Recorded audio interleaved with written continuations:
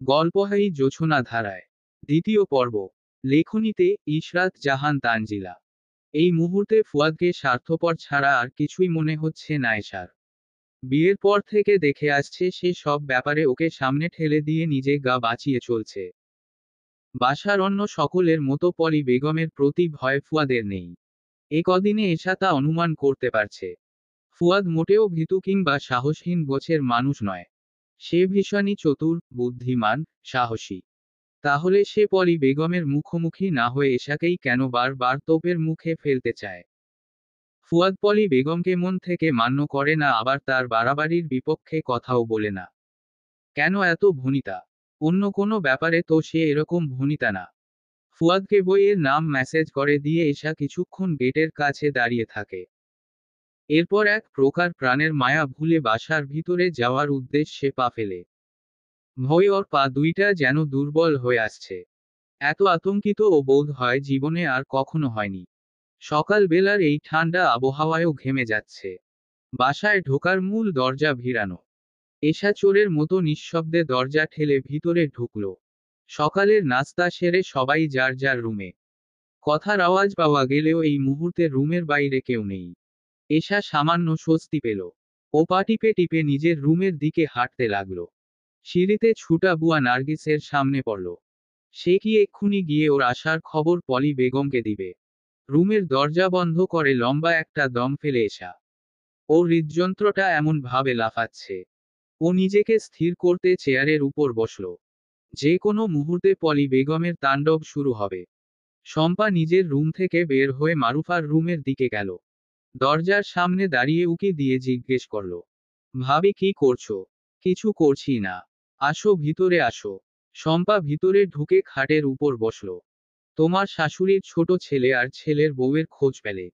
মারুফা একটু হেসে বলল, আমার শাশুড়ি তোমার কে হয়? যাও দরজা লাগিয়ে দিয়ে এসে এসব কথা বলো। শাশুড়ি মা কোনো ভাবে শুনতে পেলে। শম্পা দরজায় ছিটকিনি আটকে দিল।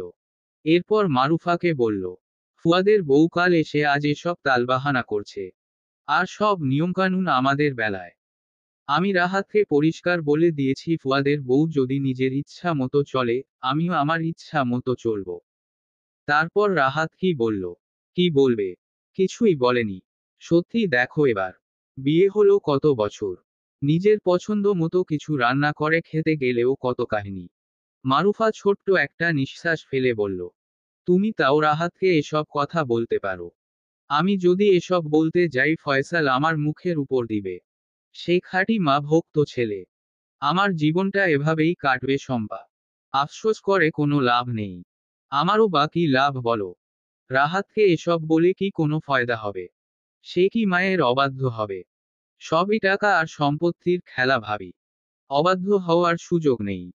কিন্তু আমার তো মনে হয় মায়ের জায়গা সম্পত্তি কিছু না থাকলেও ফয়সাল এরকমই মা ভক্ত হতো।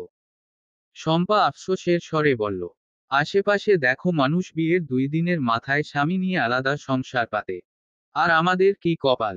আমি শুধু এশার সাহস দেখে অবাক হচ্ছি। আমার তো মনে হচ্ছে ওকে তলে তলে ফুয়াদ আশকারা দিচ্ছে। নয়তো এত সাহস পায় কোথায়? শম্পা তেজি গলায় বলল, সে যাই হোক ভাবি, দেখি কয়টা দিন।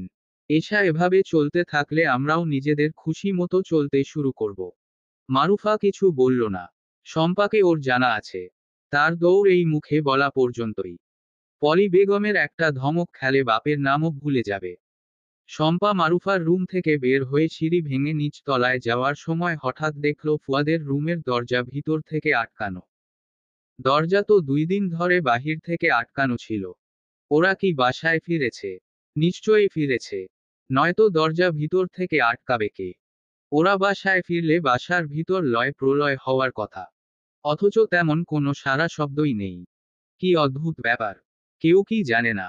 শম্পা আবার মারুফার রুমে ছুটে গেল। মারুফা বলল, দেখো কি সাহস! যাও মায়ের কাছে বলে আসো। শম্পা হন্তদন্ত হয়ে গিয়ে এই অতি গুরুত্বপূর্ণ খবরটা পলি বেগমের কানে দিল। তিনি বেশ শান্ত গলায় বলল, ঠিক আছো, তুমি যাও, আমি দেখছি। পলি বেগম এমন প্রতিক্রিয়া করছেন যেন এটি খুব সাধারণ বিষয়। কি আশ্চর্য ব্যাপার! শম্পা তীব্র আশাহত হলো। আজকে দুপুরে একটু ভালো আয়োজন করো। শম্পা চলে আসার সময় পলি বেগম ডেকে বললেন। উত্তরে ও হ্যাঁ সূচক ভঙ্গিতে মাথা নাড়ল। এত সহজে এসা পার পেয়ে যাবে। ওর কোনো শাস্তি হবে না। ভালো ব্যাপার তো। এরকম হলেও আর মারুফাও তো যা খুশি করতে পারে। পলি বেগম বাসার সামনে শখ করে করা সবজি বাগানে পানি দিচ্ছিলেন, এমন সময় শম্পা এসে খবরটা জানালো। তিনি ধীরস্থিরভাবে নিজের কাজ শেষ করে ফ্রেশ হয়ে নেয়। এরপর বাগানের সামনে চেয়ারে বসেই এক কাপ কফি খান। এশা আতঙ্কিত মনে এখনো রুমে চুপচাপ বসে আছে। হঠাৎ ওর দরজায় কেউ কড়া নাড়ল।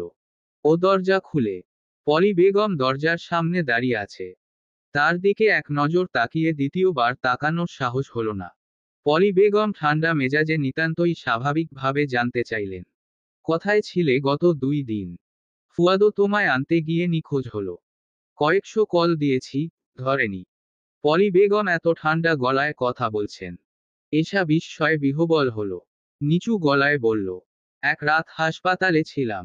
পরের রাত আপনার ছেলে ঘুরতে নিয়ে গিয়েছিল। বাহ, ভীষণ ভালো ব্যাপার। এশার বিস্ময় আরো বাড়ল। পলি বেগম কি এই ব্যবহার মন থেকে করছেন? অসম্ভব ব্যাপার। তাহলে তিনি কি অন্য কোনো কৌশলে শাস্তি ঠিক করেছেন? পলি বেগমের ব্যবহারে স্বস্তি পাওয়ার বদলে আরো আশঙ্কিত হয় এশা। আজকে অনেক রান্না। রুমে বসে না থেকে যাও, গিয়ে রান্না শুরু করো। এই বলে পলি বেগম চলে গেলেন। এশা দুশ্চিন্তায় পড়ে। তিনি এমন রহস্যময় আচরণ করছে কেন? ফুয়াদ দুপুরের দিকে বাসায় ফিরল। এশার জন্য বই নিয়ে এসেছে। সেগুলো টেবিলের উপর রাখল। এরপর রুম থেকে বের হয়ে বাসার পরিস্থিতি বোঝার চেষ্টা করল। বাসায় ফিরে যুদ্ধবিগ্রহ দেখতে পাবে ভেবেছিল। কিন্তু বাসার পরিবেশ স্বাভাবিক। এশা রান্নাঘরে রান্না করছে। মারুফা ভাবি সেখানে থাকায় তাকে কিছু জিজ্ঞেস করার সুযোগ হলো না।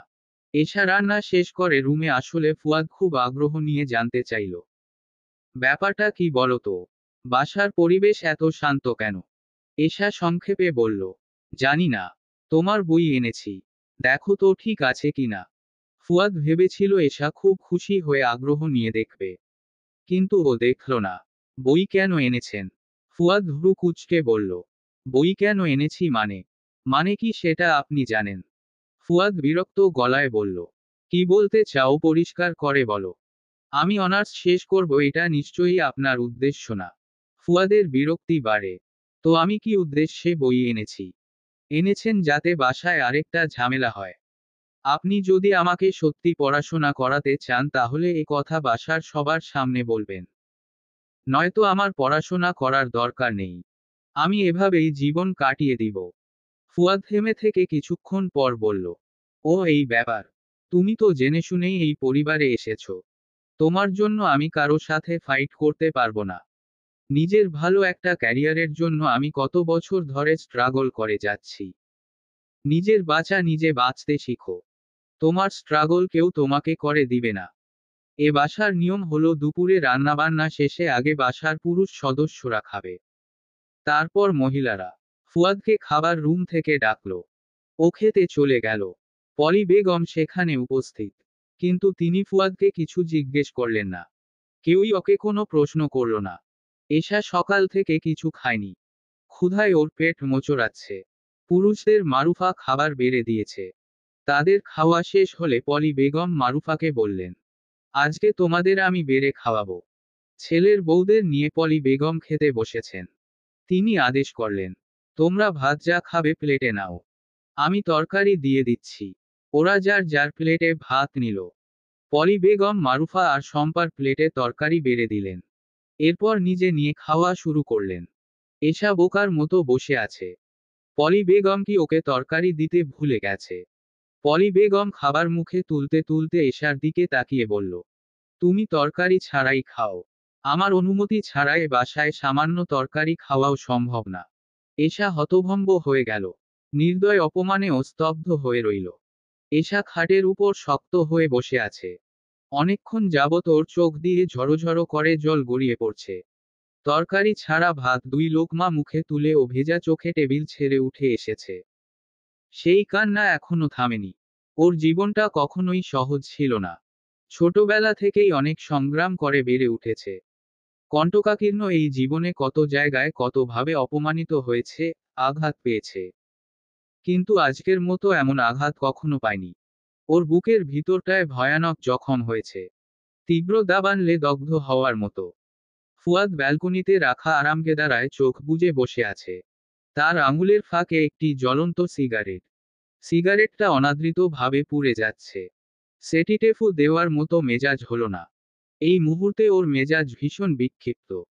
দারুণ ক্রোধে মস্তিষ্ক ফুটন্ত গরম পানির মতো টগবগ করছে যেন। পলি বেগম এই বাড়ির সর্বেসর্বা, প্রধান হর্তাকর্তা। তার অনুমতি ছাড়া এখানে একটি পাতাও নড়ে না। তাই বলে খাবার নিয়ে এমন নিচু ধরনের ছোটলোকি তিনি করবেন? এর চেয়ে বিচ্ছিরি কাণ্ড পৃথিবীতে আর কিছু হতে পারে না। কাউকে খাবার খেতে বসিয়ে তার প্লেটে তরকারি না দেওয়া কিরকম কুৎসিত ব্যাপার। এই দৃশ্য ফুয়াদ কল্পনাও করতে পারছে না। এশা মেয়েটার প্রতি ওর তেমন ভালোবাসা নেই, কিন্তু আজ সে কতটা দুঃখ পেয়েছে সেটা উপলব্ধি করতে পারছে। ফুয়াদ চেয়ার ছেড়ে উঠে। পলি বেগমের মুখোমুখি হওয়ার এটি সঠিক সময় নয় ওর জন্য। তবুও আজ ভীষণভাবে বাধ্য হচ্ছে। ব্যাপারটা ওকে এতটা মর্মাহত করেছে। তোমার জায়গা, সম্পত্তি, অর্থবিত্ত, দম্ভ যত বেশি তোমার জ্ঞান যেন ঠিক ততটাই কম মা। পৃথিবীর সবচেয়ে ছোটলোকি কাজ বোধ হয় তুমি আজ করে ফেলেছ। আমার লজ্জা করছে, তোমার কাণ্ডে এশার সামনে যেতেও লজ্জা করছে। তোমাদের নিয়ে আমি সারা জীবন সব জায়গায় শুধু লজ্জাই পেয়ে গেছি। ফুয়াদ থামে। নিজেকে সংযত করার চেষ্টা করে। না, এটা সঠিক সময় নয়। পলি বেগম ছেলের দিকে বিস্ফোরিত দৃষ্টিতে তাকিয়ে আছেন। পলি বেগমের জন্য ফুয়াদকে তার পছন্দের মেয়েটি ছেড়ে চলে গেছে। কই সেদিনও তো সে এত রাগ ক্ষোভ দেখানোর সাহস পায়নি। আজ হঠাৎ এমন আচরণ করার দুঃসাহস কোথায় পেল? ছেলের আচরণে পলি বেগম যেন বাক্য হারা হয়ে গেল। আগেও তো তার নিয়মেই এই সংসারে সব চলেছে। তিনি ঘোর অন্যায় করলেও কেউটু শব্দ করার সাহস করেনি। কিন্তু এশাকে বউ করে আনার পর থেকেই একটার পর একটা অস্থিরতা, ঝামেলা যেন বেড়েই চলেছে। ওই মেয়েটাই সবকিছু মূলে। এই কদিনেই ফুয়াদের মাথাও খেয়েছে। এই মুহূর্তে পলি বেগমের ইচ্ছে হলো ফুয়াদের গালে কষিয়ে একটা চড় দিতে। কিন্তু তিনি সেটি না করে ঠান্ডা গলায় বলার চেষ্টা করলেন, তোমার হঠাৎ মনে হলো আমার জ্ঞান কম। সেটি তুমি আমার সামনে দাঁড়িয়ে গলা উঁচু করে বলছো? তোমার আচরণে আমি এতটা হতবাক হয়েছি যে এই মুহূর্তে তোমাকে দেওয়ার মতো যথাযথ জবাব খুঁজে পাচ্ছি না।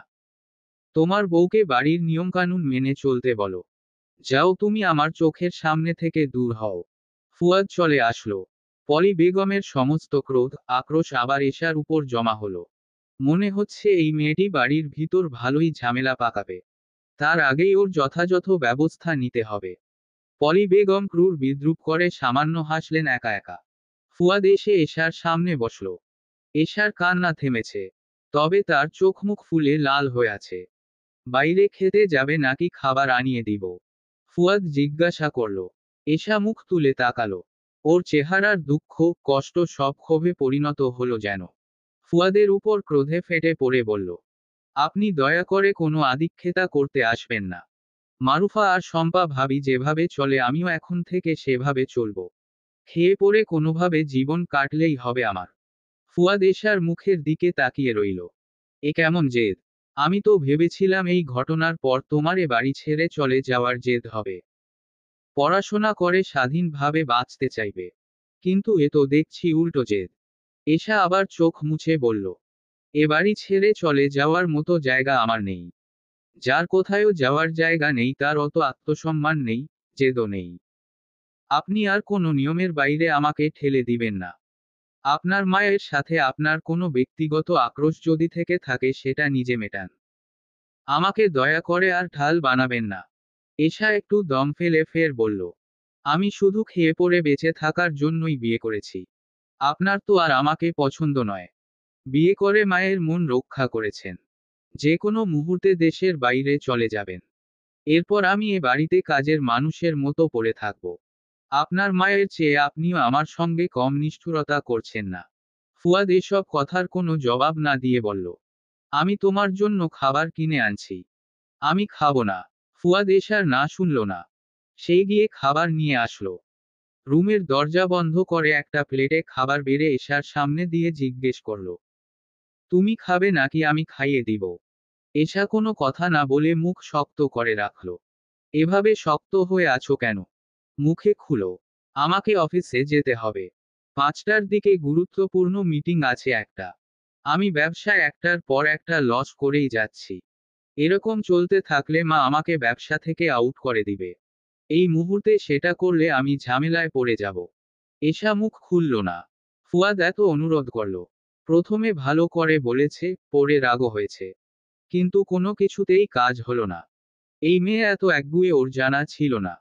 তাছাড়া ফুয়াদের সঙ্গে এই প্রথম সে রাগ দেখিয়ে কথা বলেছে। এর আগে যত কিছু হয়েছে এরকম আচরণ করার সাহস করেনি। আজ হয়তো একটু বেশি কষ্ট পেয়েছে। সেজন্য রাগ দেখিয়ে ফেলেছে। ফুয়াদ এমন যুক্তি দাঁড় করালো। ফুয়াদ ওকে সাহসী হতে বলেছে। সেই সাহস কি এশা ওর সাথেই দেখাচ্ছে? মিটিং এর সময় হয়ে যাচ্ছে। এসব ভাবনা ছেড়ে ফুয়াদ তৈরি হয়ে নিল। প্লেটের খাবার অবহেলায় পড়ে আছে। এখন আর ওকে তোষামোদ করার সময় নেই। ফুয়াদ দ্রুত স্যুট বুট পরে গায়ে পারফিউম মেখে বের হওয়ার আগে আরেকবার বলল, ইচ্ছে হলে খেয়ে নিও। ফুয়াদ অফিস থেকে ফিরে দেখে খাবার যেরকম রেখে গেছে সেরকমই পড়ে আছে। এশা বিছানার উপর জোরসর হয়ে ঘুমাচ্ছে। আশ্চর্য মেয়ে তো। ফুয়াদের এত রাগ হচ্ছে। ও প্রথমে হাতের ঘড়িটা খুলে ড্রেসিং টেবিলের সামনে রাখল। অফিসের ফর্মাল পোশাক বদলে ট্রাউজার আর টি শার্ট পরে নিল। এরপর বিরক্ত মেজাজে এশার কাঁধে মৃদু ধাক্কা দিল। এই মেয়ে ওর কথা শুনছে না কেন? ও বাইরে থেকে খাবার এনে দিয়েছে। বারবার করে খেতে বলে গিয়েছে। কিন্তু সেই কথা অমান্য করল। একটু লাই পেয়ে কি মাথায় চেপে বসেছে। ফুয়াদের ধাক্কায় এশা ঘুম জড়ানো চোখে তাকিয়ে বলল, আমি খুব সুন্দর একটা স্বপ্ন দেখছি। আমার ঘুম ভাঙাবেন না প্লিজ। ফুয়াদ আর ওকে ডাকল না। না খেলে না খাক।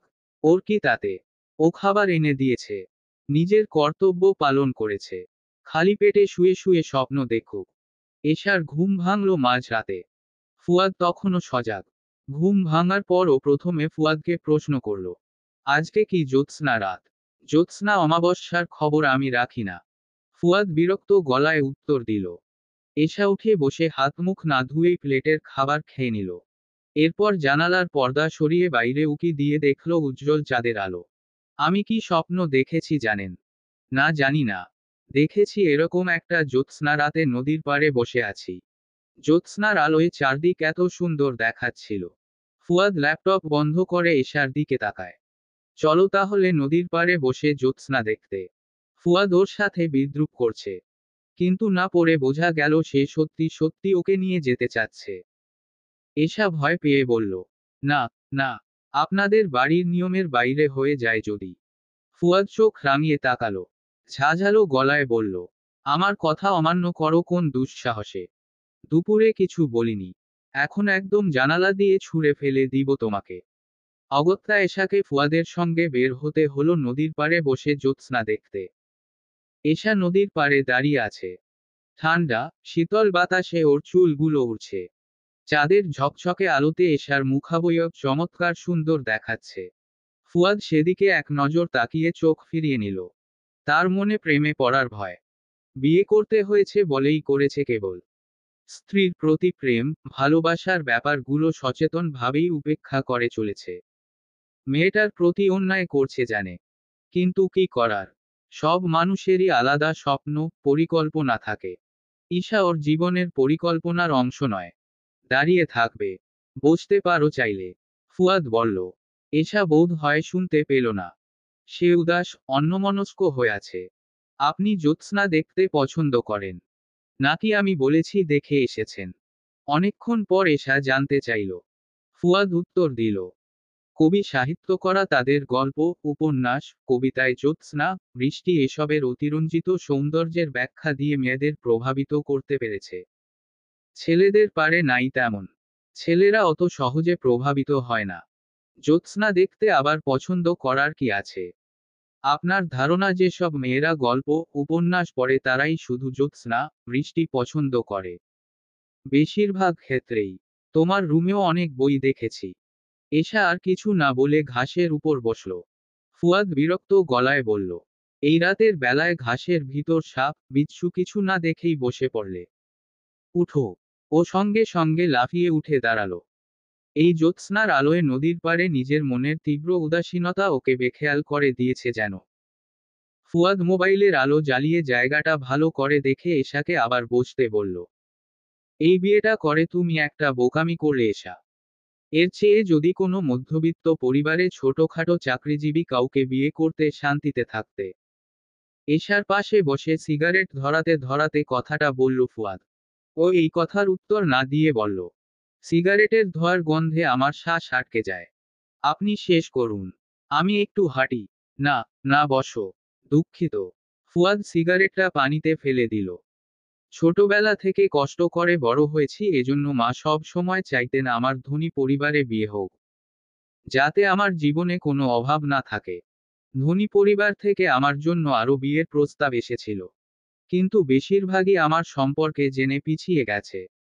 যারা আমার চেহারার কারণে একটু আগ্রহ করেছিল তাদের আবার চাহিদা ছিল ধুমধাম করে বরযাত্রী খাওয়ানো, ঘর সাজিয়ে দেওয়া। কিন্তু এসব মায়ের পক্ষে সম্ভব ছিল না। মধ্যবিত্ত পরিবারের যে প্রস্তাব মা একটু পছন্দ করতেন তাদের আরো বেশি চাহিদা ছিল। এশা ছোট্ট একটা নিঃশ্বাস ফেলে আবার বলল, কিন্তু আপনারা বিয়েতে কিচ্ছু চাননি। অর্থবিত্ত অনেক। আপনিও দেখতে ভালো। এত ভালো প্রস্তাবের ক্ষেত্রে বিয়ের পর লেখাপড়া করতে না পারার ব্যাপারটা তুচ্ছ মনে হলো মায়ের কাছে। এছাড়া সুবর্ণা ভাবির আচরণও মাত্রা ছাড়িয়ে যাচ্ছিল। গৃহহীন হওয়ার অবস্থা প্রায়। মা দ্রুত আমার বিয়ে দিয়ে একটু মাথা গোজার ঠাঁই করে দিতে চেয়েছিলেন। ফুয়াদ চুপ থেকে কিছুক্ষণ পর জিজ্ঞেস করল, আমি দেখতে ভালো? তোমার ভালো লাগে আমাকে? হ্যাঁ। তুমিও তো দেখতে সুন্দর। একটা প্রেম প্রেম করে বিয়ে করতে পারতে। অন্তত কারো ভালোবাসা পেতে। তোমার কোনো প্রেম ছিল না? না। আপনার ছিল। 27 বছরের এই লম্বা জীবনে দুই একটা প্রেম থাকবে না? প্রেম ছিল তো বিয়ে করেননি কেন? মায়ের জন্য পারিনি। মায়ের সঙ্গে এটা নিয়েই আপনার ঝামেলা। মায়ের সঙ্গে আমার কোনো ঝামেলা নেই। এই প্রসঙ্গ বাদ দাও। ঝামেলা অবশ্যই আছে। এতটা ভয়াবহ ঝামেলা যে সে পরিবারের কারো কাছে না বলে দেশ ছাড়তে চাচ্ছে। এশা এই ব্যাপারে আর কিছু জিজ্ঞেস করল না। ও আকাশের দিকে এক দৃষ্টিতে তাকিয়ে রইল। ফুয়াদ ঘাসের উপর শুয়ে পড়েছে, দুই হাতের তালুতে মাথা রেখে। হঠাৎ এশাকে বলল, আমি বাচ্চা কাচ্চা পছন্দ করি না।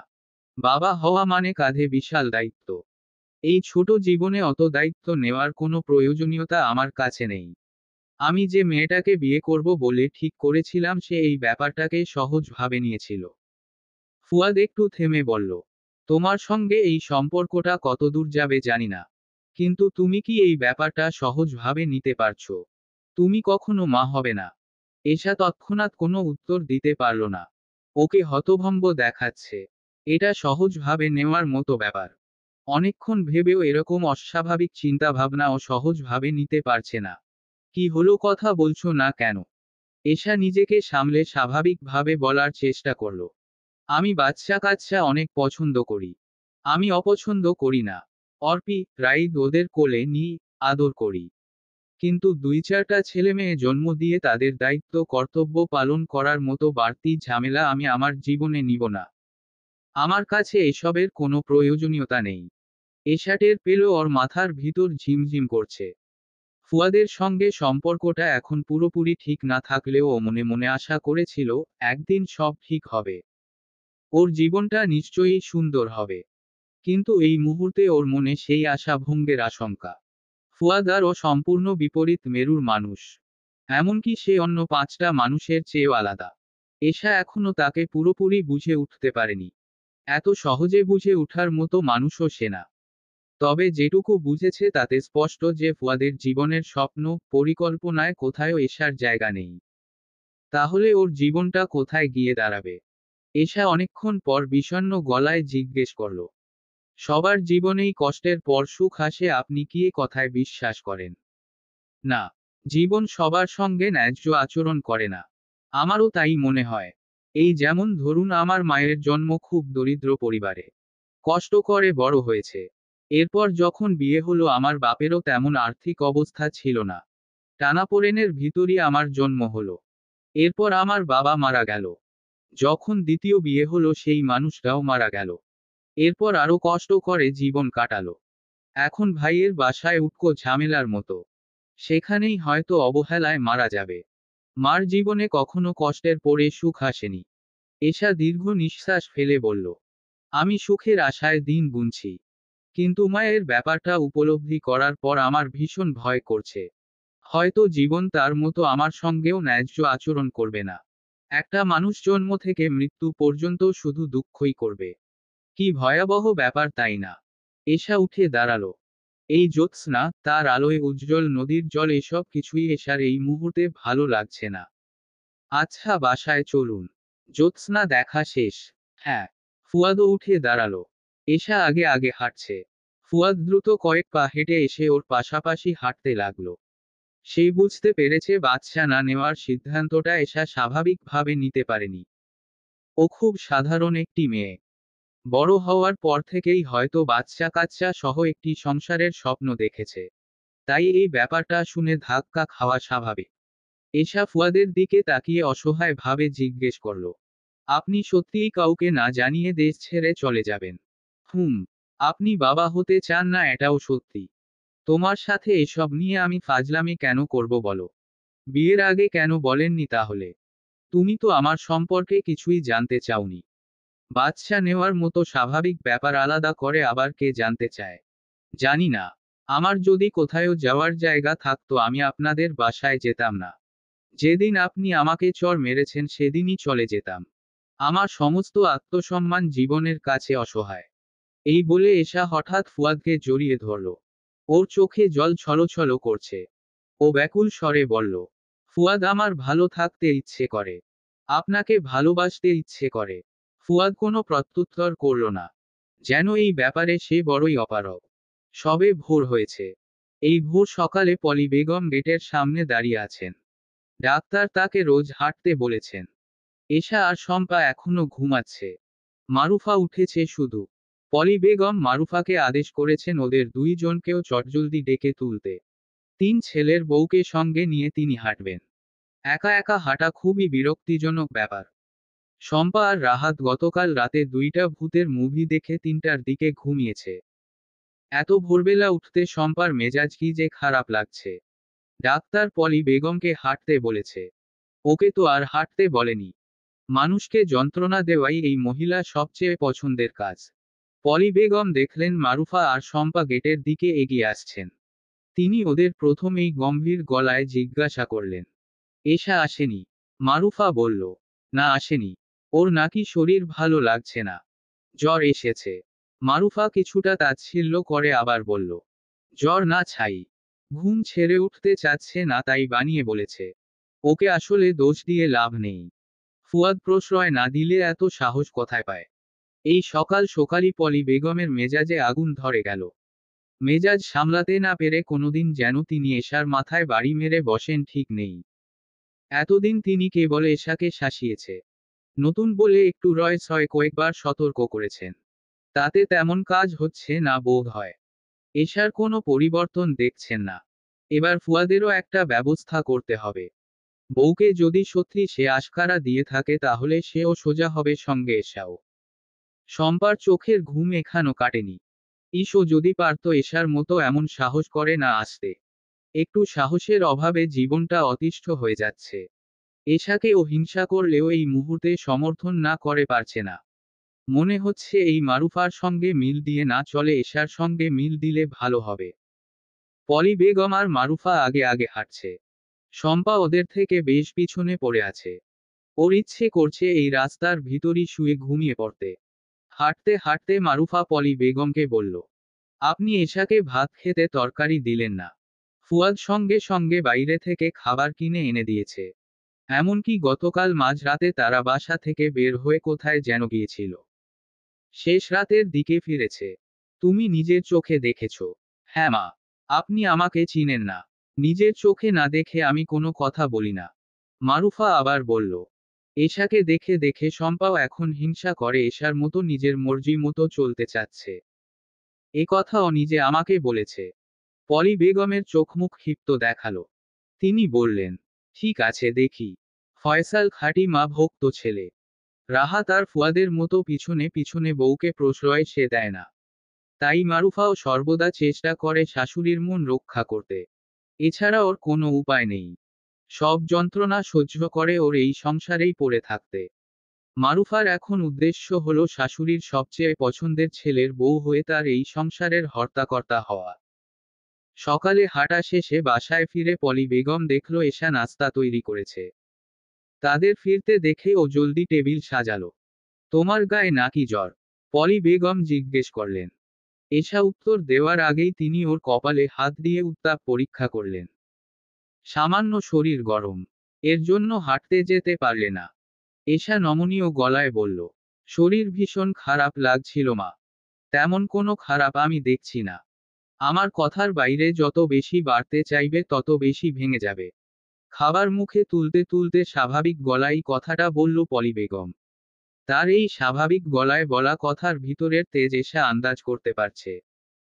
মারুফা সকালে যখন ডেকেছিল ওর শরীরটা ভীষণ খারাপ লাগছিল। তার উপর চোখ ঘুমে ভেঙে আসছিল। চোখ থেকে ঘুম সামান্য কাটতেই ওর হুঁশ হয়। পলি বেগম ডাকা সত্ত্বেও যায়নি। আবার ভয়াবহ অপরাধ করে ফেলেছে। একবার ভেবেছিল তখনই বের হবে।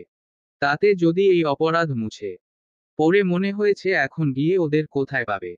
তার চেয়ে ভালো নাস্তা তৈরি করা। তাতে যদি কিছুটা ক্ষমা পায়। টেবিলে নাস্তা বেড়ে দিয়ে এশা দ্রুত রুমে আসে। ফুয়াদ বলেছিল তার শার্ট ও প্যান্ট ইস্ত্রি করে রাখতে। সে সকালে অফিসে যাবে। ও ফুয়াদের 4 পাল্লার আলমারিটা খুলল।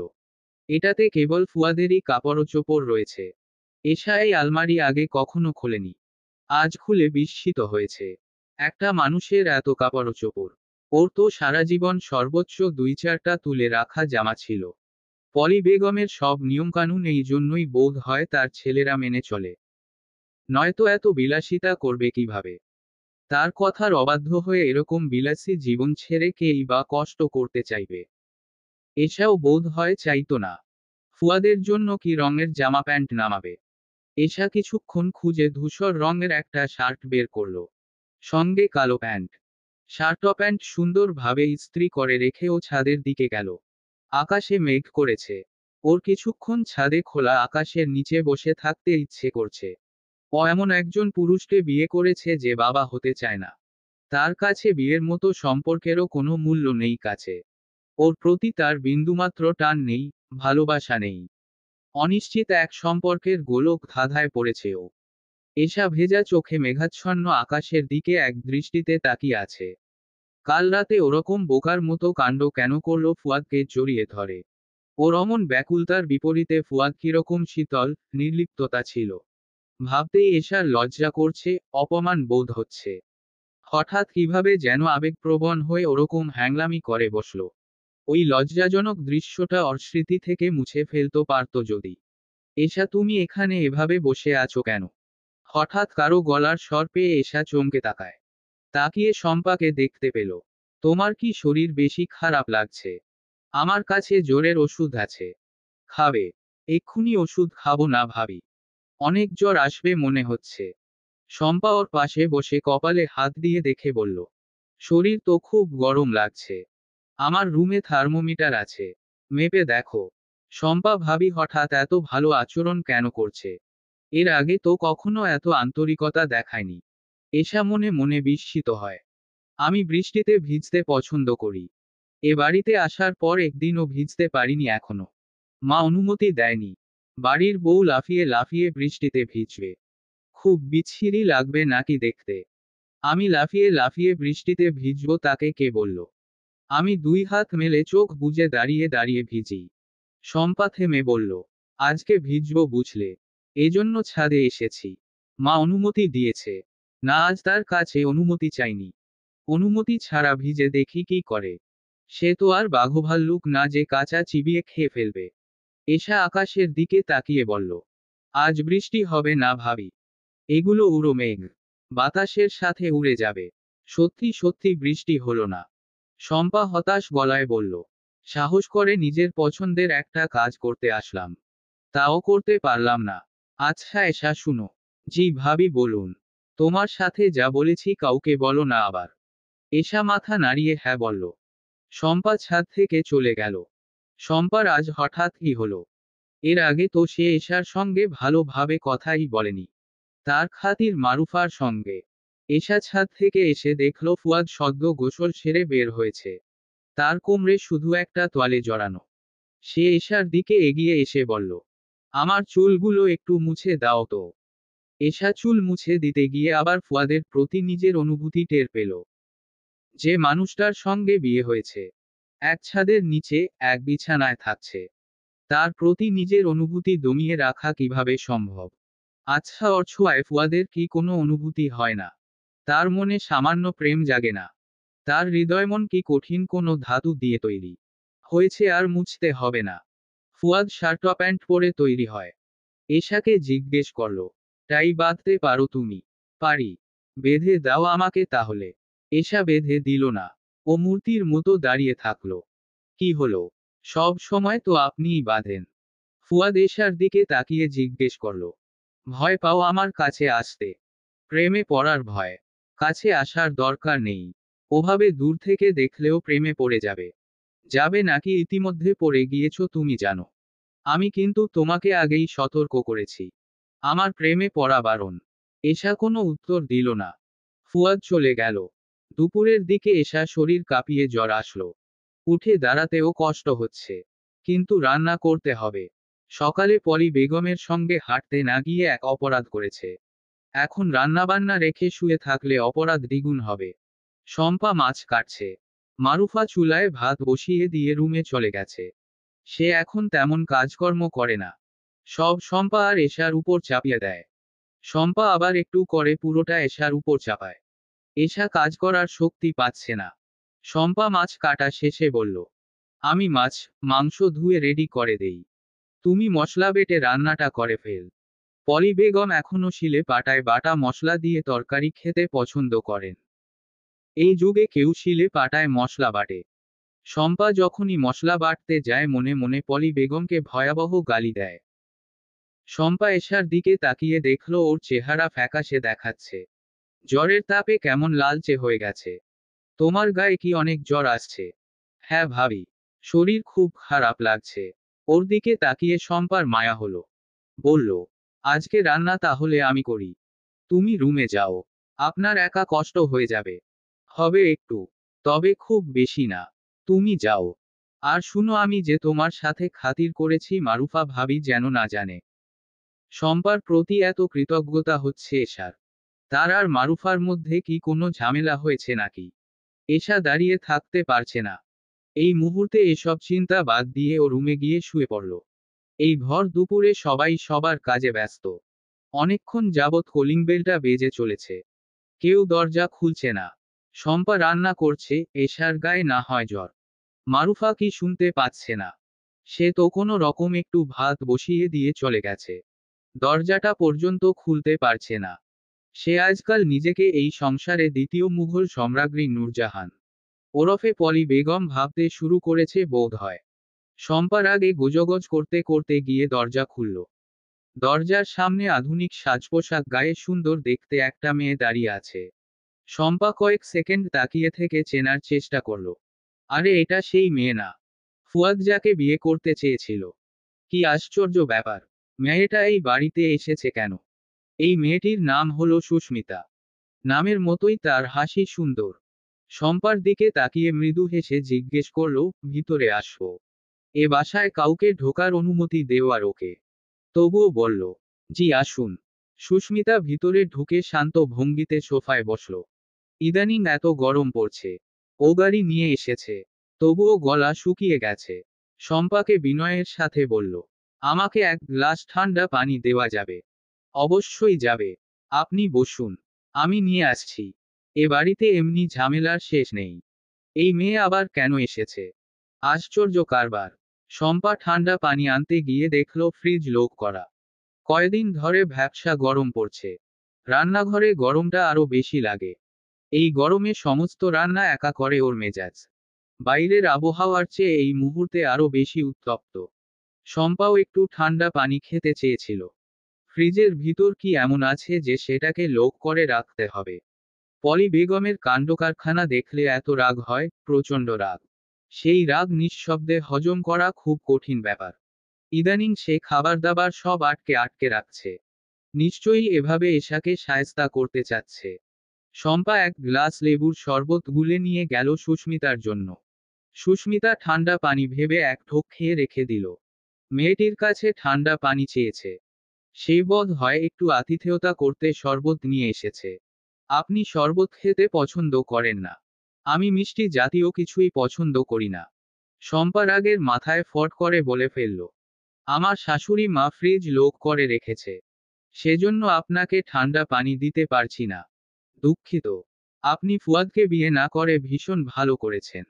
বড় বাঁচা বেঁচেছেন। আপনি আমাকে কিভাবে চিনলেন? ছবিতে দেখেছিলাম। ও আচ্ছা। শম্পা এবার একটু অবাক গলায় জিজ্ঞেস করল। আপনি হঠাৎ এখানে কেন এসেছেন? বিশেষ কোনো দরকারে আসিনি। এমনি। সুস্মিতা একটু আশেপাশে চোখ বুলিয়ে জিজ্ঞেস করল। ফুয়াদ কোথায়? বাসায় আছে। না অফিসে? আপনি ফুয়াদের সঙ্গে দেখা করতে এসেছেন? না, ফুয়াদের সঙ্গে দেখা করতে আসিনি। বাসায় কি এই মুহূর্তে আপনি একা আছেন? না, আমার শাশুড়ি মা, বড় ভাবি, ফুয়াদের বউ আছে। তাদের ডাকবো? সুস্মিতাকে একটু বিষণ্ণ দেখালো। সে এই বিষণ্ণতা লুকানোর চেষ্টা করে জিজ্ঞেস করল। ফুয়াদ সত্যি বিয়ে করেছে? হুম। আপনি জানেন না? শুনেছি। তবে বিশ্বাস হয়নি। শম্পা এরপর বলার মতো কিছু পেল না। এই মেয়েটি নিশ্চয়ই ওর সাথে গল্প করতে আসেনি। ফুয়াদের সঙ্গেও নাকি দেখা করতে আসেনি। তাহলে কেন এসেছে? কাউকে ডাকতেও বলছে না।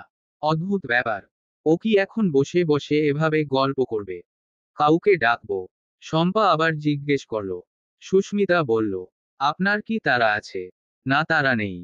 কিন্তু আপনি কি এখানে আমার সাথে গল্প করতে এসেছেন? না, তা অবশ্য আসিনি। আচ্ছা, ফুয়াদ এখন কি করছে? চাকরি নাকি ফ্যামিলি বিজনেসেই আছে? ফ্যামিলি বিজনেসেই আছেন। ফুয়াদের বউ চাকরি করে নাকি পড়াশোনা? কোনোটাই না। বিয়ের আগে পড়াশোনা করত। এখন সেটিও বন্ধ। ওহ। কোন ক্লাসে পড়তো? Honours third year. সুস্মিতা কিছুক্ষণ চুপ করে থেকে শম্পাকে বলল, আমি বিশেষ কোনো দরকারে আসিনি। এ বাড়ির কারো সাথে দেখা করতেও আসিনি। তবে আপনাকে পেয়ে বোধ হয় ভালো হলো। আমি আপনার সাথেই একটু কথা বলে চলে যাব। এই মেয়েটি নাকি খুব ধনী পরিবারের। দেশের বাইরে থেকে লেখাপড়া করেছে। তার শখ হলো ভ্রমণ করা। ফুয়াদের সঙ্গে যখন বিয়ের কথাবার্তা হচ্ছিল তখন শুনেছিল এই বয়সেই নাকি সে 30টা দেশে ঘুরেছে। এখন নিশ্চয়ই আরো বেশি হবে। সুস্মিতাকে তখন খুব দাম্ভিক, নাক উঁচু কল্পনা করেছিল শম্পা। কিন্তু এই স্বল্প সময়ের পরিচয় ওর সেই ভুল ভাঙল। সুস্মিতার আচার ব্যবহার, কথাবার্তায় দারুণ বিনয় আর নম্রতা। শম্পা একটু ইতস্তত করে বলল, আমার শাশুড়ি মাকে একটু ডেকে দেই। আপনি এ বাসায় এসেছেন অথচ আমি তাকে ডাকিনি, জানলে ঝামেলা হবে। ঠিক আছে, যাওয়ার আগে আমি তাহলে তার সঙ্গে দেখা করে যাব। আচ্ছা, এখন আপনি আমাকে একটা কথা বলুন তো। কি কথা? ফুয়াদকে বিয়ে না করা আমার জন্য রাইট ডিসিশন ছিল নাকি রং? এই ব্যাপারটা আমাকে খুব বেশি যন্ত্রণা দেয়। অবশ্যই রাইট ডিসিশন ছিল। আপনি তো আর আমাদের মতো সাধারণ কোনো মেয়ে নয়। বিদেশি ডিগ্রি, দেশ বিদেশ ঘোরা বন্ধ করে আটপৌরে গৃহিণীর মতো জীবন কাটাবেন।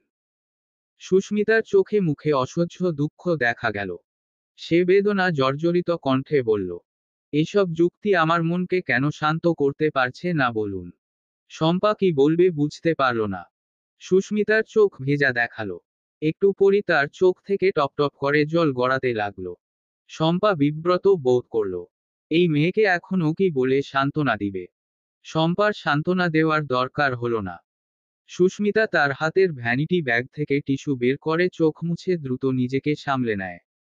সেই কখন চুলায় মাংস বসিয়ে রেখে এসেছে। আছে নাকি পুড়ে ছাই হয়েছে? সর্বনাশ হবে তাহলে। শম্পা দ্রুত রান্নাঘরের দিকে ছুটে যায়। ঝোল সব টেনে গেছে। নিচে সামান্য লেগেছে। তবে পোড়া গন্ধ আসছে না। আল্লাহ বাঁচিয়েছে। শম্পা রান্নাঘর থেকে বের হয়ে লিভিং রুমের দিকে গেল না। ও পলি বেগমের রুমের দিকে গেল।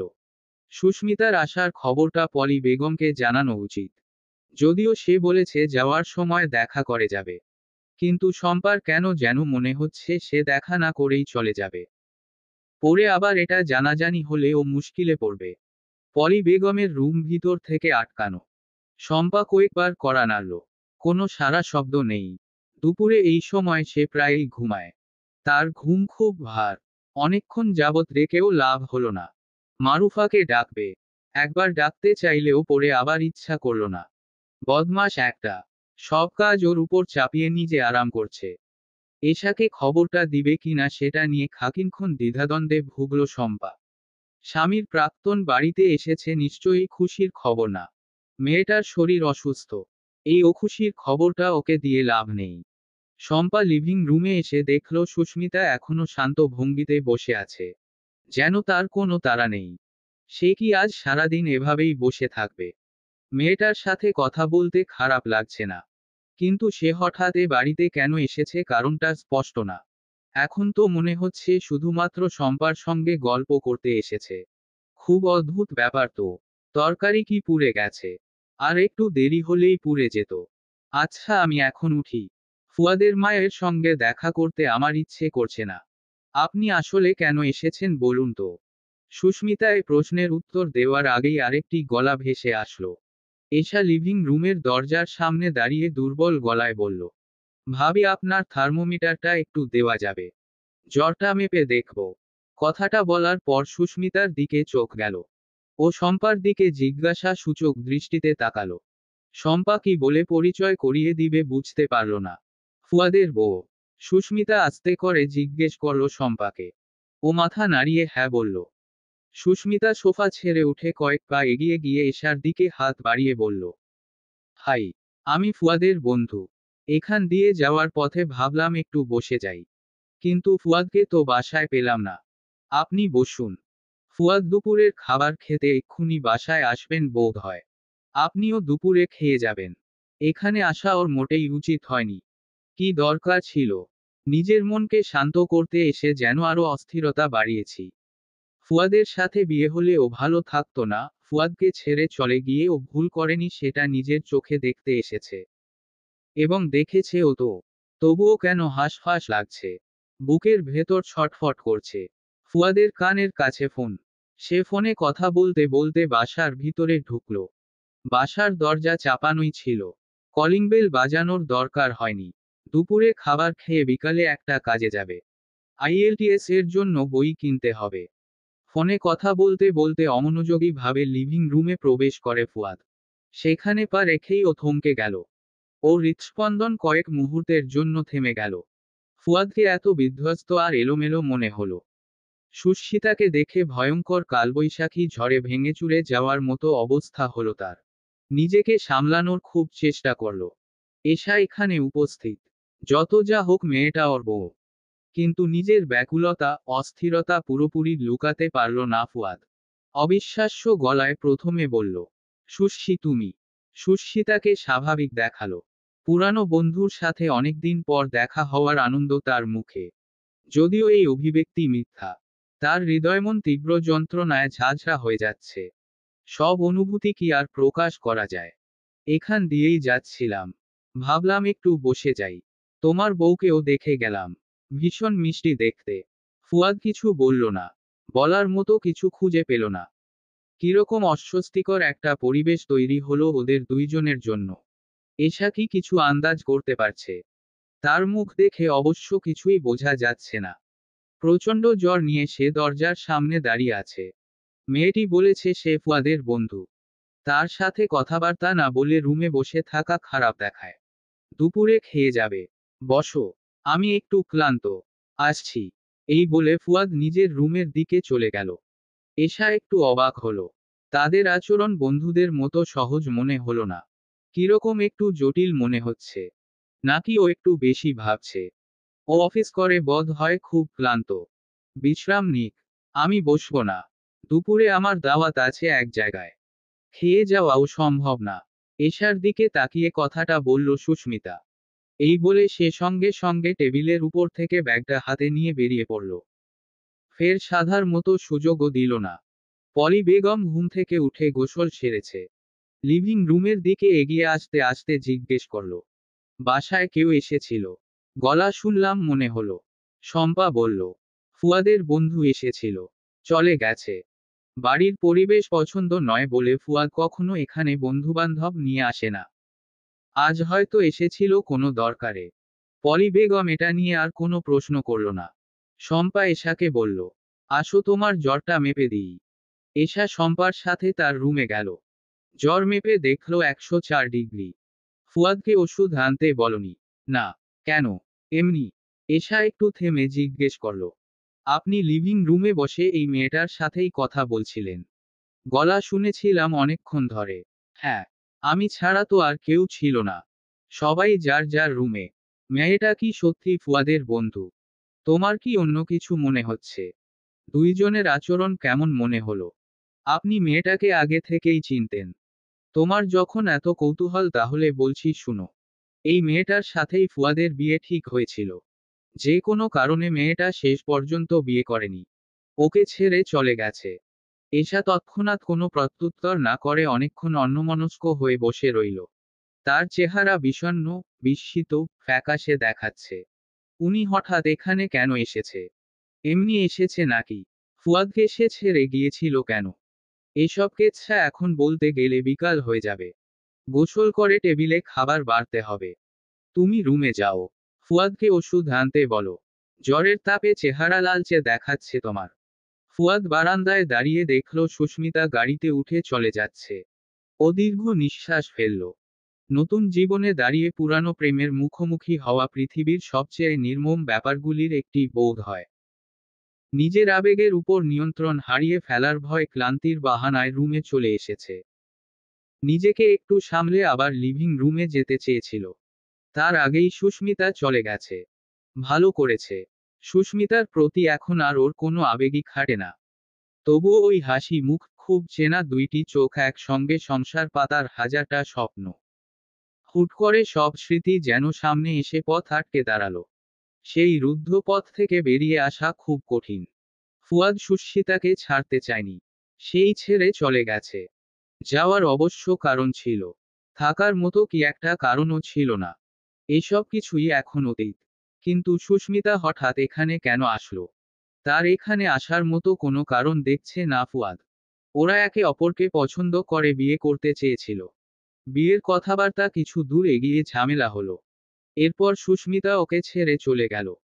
এখান দিয়ে যাওয়ার পথে বসে যাওয়ার মতো কোনো সম্পর্ক ওদের মধ্যে নেই। তাহলে সে কেন আসলো? ফুয়াদের সাথে দেখা করতে কিংবা কথা বলতে নিশ্চয়ই আসেনি। ওর সাথে যোগাযোগের অনেক উপায় আছে। সেজন্য বাড়িতে আসার দরকার নেই। অফিস থেকে এসে এখনো পোশাক পরিবর্তন করেনি ফুয়াদ। সে দীর্ঘ সময় বারান্দায় দাঁড়িয়ে থাকে। এরপর রুমে এসে প্রথমেই চোখ গেল বিছানার দিকে।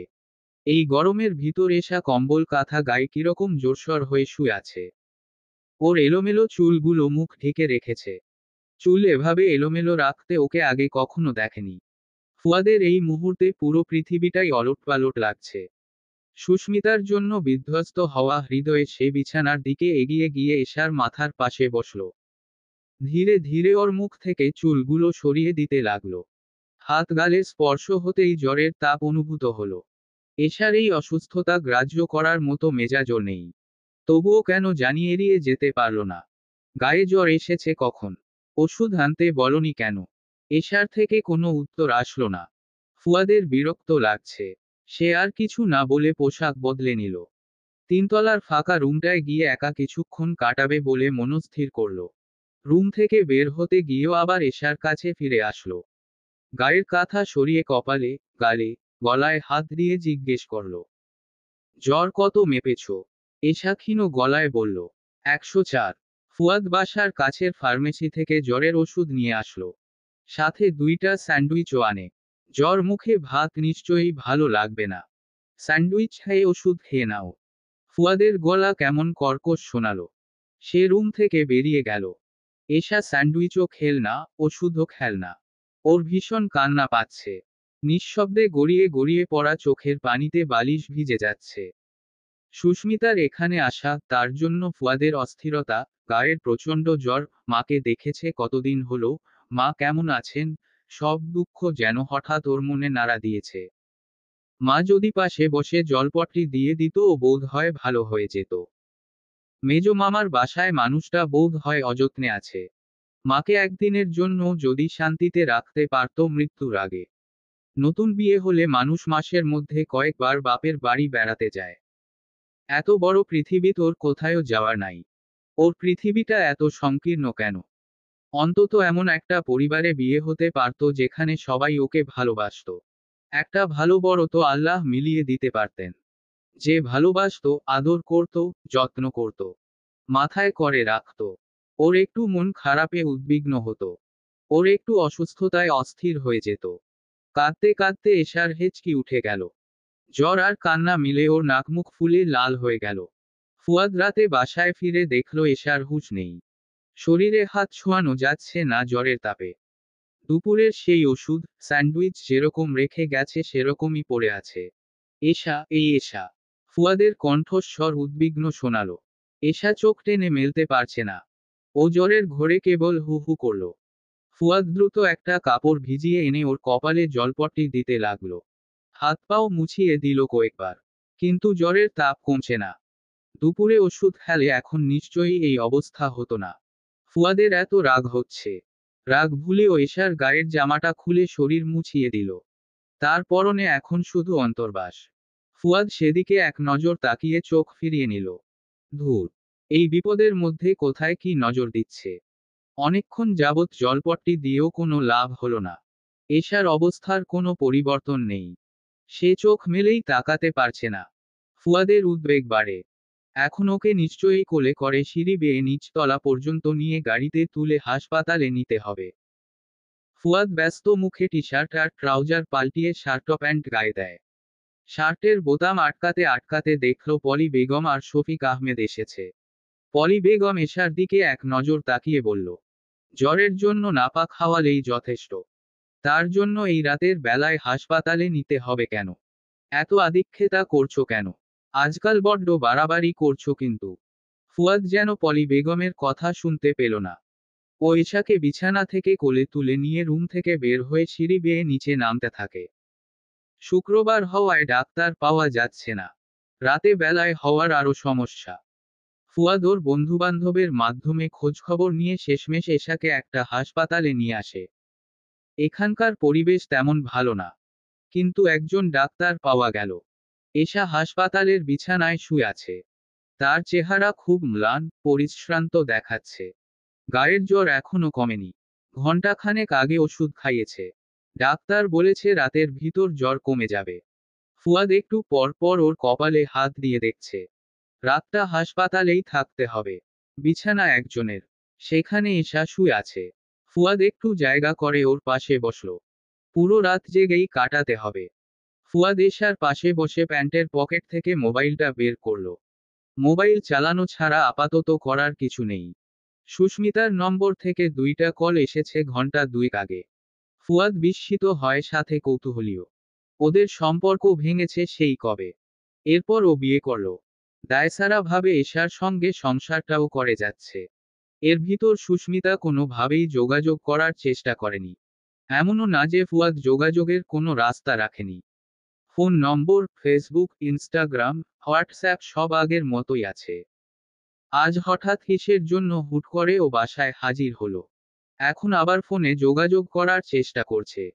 এশার হাত 2টা বুকের উপর ভাঁজ করে রাখা। সে হঠাৎ বুক থেকে ডান হাতটা নামিয়ে পাশে রাখল। সেটি ধীরে ধীরে ফুয়াদের আঙুল স্পর্শ করল। ফোনের স্ক্রিন থেকে মুখ তুলে ফুয়াদ সেদিকে তাকালো। এশার কপালে, গালে হাত দিয়ে দেখল জ্বর আগের মতোই আছে। ডাক্তার কি ওষুধ দিল? তাকে এখন পাওয়াও যাবে না। সকাল পর্যন্ত অপেক্ষা করা ছাড়া উপায় নেই। ফুয়াদ ভেবেছিল একটু বাইরে বের হয়ে সুস্মিতার কল ব্যাক করবে। সাথে সিগারেটও খেয়ে আসবে। কিন্তু এশা এমন ভাবে হাত ধরেছে, মনে হচ্ছে সে প্রচণ্ড ভয় পেয়ে আশ্রয় খুঁজছে। ফুয়াদ আর হাত ছাড়িয়ে বাইরে গেল না। এশার পাশেই থাকলো। ওর দিকে কিছুটা ঝুঁকে মৃদু আওয়াজে জিজ্ঞেস করল, আমার কথা শুনতে পাচ্ছ? শরীর খুব খারাপ লাগছে। ভয় পাচ্ছ তুমি? এশার থেকে কোনো উত্তর আসলো না। সে আগের মতোই চোখ বুজে আছে। এবং ফুয়াদের হাত ছেড়ে দিল। ফুয়াদ এবার নিজ থেকেই ওর হাত ধরল। যাতে ওর ভয় কমে, ভরসা পায়। হাত ছাড়লে কেন? তুমি তো আমাকে ভালো মুশকিলে ফেলেছ। কথা বলছো না, কিছু না। প্রত্যুত্তরে এশা কিছুটা অস্ফুট গলায় ওর মায়ের কথা বলল। কি বলেছে ফুয়াদ পরিষ্কার শুনতে পেল না। তোমার মাকে আসতে বলবো। হু, এখন তো অনেক রাত হয়ে গেছে। এত রাতে আসতে পারবে? সকালে বলি তার চেয়ে। হুম, তুমি একটু ঘুমানোর চেষ্টা করো। এশার মুখ কাতর দেখালো। ফুয়াদ হাত থেকে ফোনটা রেখে একটু এগিয়ে ওর মাথার কাছে বসলো। খোপা করা চুলগুলো খুলে দিয়ে চুলের ভিতর আঙুল চালিয়ে আরাম দেওয়ার চেষ্টা করলো। ও যাতে একটু ঘুমাতে পারে। এই বাড়তি আদিক্ষেতা কেন করছে ও জানে না। এসব করার মতো কোনো দায়বদ্ধতা নেই ওর। তবুও করছে। জ্বর এখনো ছাড়ছে না। সেটা নিয়েও ভিতরে ভিতরে সামান্য দুশ্চিন্তা অনুভব করছে। ফুয়াদের ধারণা এইটুকু দুশ্চিন্তা হওয়া নিতান্তই স্বাভাবিক। চোখের সামনে অপরিচিত কারো অসুস্থতা দেখলেও মানুষের একটু খারাপ লাগে। এশার প্রতি ভিন্ন কোনো অনুভূতি থেকে এই দুশ্চিন্তা হচ্ছে না, ফুয়াদ নিজের মনকে সেটাই বিশ্বাস করাতে চাচ্ছে। এশা ঘুমিয়ে পড়েছে। ওর গায়ের জ্বর ছেড়ে দিয়েছে। রাতও প্রায় শেষ। ফুয়াদ ওর হাতের ঘড়ির দিকে তাকিয়ে দেখল। জীবনে এই প্রথম অসুস্থ কারো পাশে পুরো রাত জেগে কাটিয়েছে। এছাড়া আর কি করার ছিল? শুধু জ্বর কেন, ওই বাড়িতে এর চেয়ে সাংঘাতিক কোনো অসুখ হলেও এশাকে নিয়ে হাসপাতালে আসার মতো ও ছাড়া আর কে আছে? ফুয়াদ বিছানা থেকে উঠে কিছুক্ষণ হাঁটাহাঁটি করল। বাইরের নিস্তব্ধতা ভেদ করে ফজরের আজানের ধ্বনি ভেসে আসছে। ফুয়াদকে উদাস দেখালো। না চাইতেও অনেক কিছুতে বোধ হয় আটকে যাচ্ছে। এশা সকালে চোখ মেলে প্রথমেই দেখল ফুয়াদের সারা রাত জাগা ক্লান্ত মুখটা। ও দ্রুত বিছানা ছেড়ে উঠে বসে। শরীর দুর্বল লাগছে। মাথার ভিতর ঝিমঝিম করছে। আপনি সারা রাত জেগেছিলেন? বিচলিত হয়ে জিজ্ঞেস করল এশা। ফুয়াদ হেয়ালি করে বলল, না, তোমার পাশে ঘুমিয়েছিলাম। দেখনি? এই বিছানায় দুইজন ঘুমানো অসম্ভব। এশা তাকিয়ে দেখল। ফুয়াদের হেয়ালি ধরতে ওর একটু সময় লাগলো। তোমার শরীর কেমন তাই বলো। বাসায় যেতে পারবে? নাকি হাসপাতালেই থাকতে হবে? জ্বর তো কমেই গেছে। হাসপাতালে থেকে কি করব? আর জ্বরের জন্য হাসপাতালে আনার কোনো দরকার ছিল না। এমনিতেই কমে যেত। ফুয়াদ ভ্রু কুঁচকে তাকিয়ে রইল। এশাকে হাসপাতালে এনে কি ও বাড়াবাড়ি রকমের দরদ দেখিয়ে ফেলেছে? জ্বরে বেহুশ মানুষকে হাসপাতালে আনা স্বাভাবিক নাকি বাসায় রাখা স্বাভাবিক? এই মুহূর্তে ও সেটা বুঝতে পারছে না। কারো কাছে জিজ্ঞেস করতে হবে। বাড়ির পরিবেশ যেরকম হওয়ার কথা সেরকমই। থমথমে, নিরিবিলি। ভয়ানক কালবৈশাখীর আগের নীরবতা যেন। ফুয়াদ এশাকে নিয়ে সকালেই বাসায় ফিরল। জ্বর ছাড়লেও এশার শরীর কেমন নিস্তেজ লাগছে। ও চোখ বুজে শুয়ে থাকল। ফুয়াদ গোসলে ঢুকল। সারা রাত নির্ঘুম থেকে মাথা ধরেছে। সে দ্রুত গোসল সেরে তৈরি হয়ে বাইরে বের হলো। জরুরি কাজ আছে তার। এর ভিতর হঠাৎ মারুফা এসে এশার দরজায় উকি দিয়ে বলল, এশা, তোমার মা এসেছে। এশার মনে হলো ও ভুল শুনেছে। ও এক লাফে উঠে বসল। কে এসেছে? কি বললেন ভাবি? তোমার মা এসেছে। লিভিং রুমে বসেছে। মাকে তো আসতে বলেনি। ফুয়াদ কি ফোন করেছিল? সেটাই হবে বোধ হয়।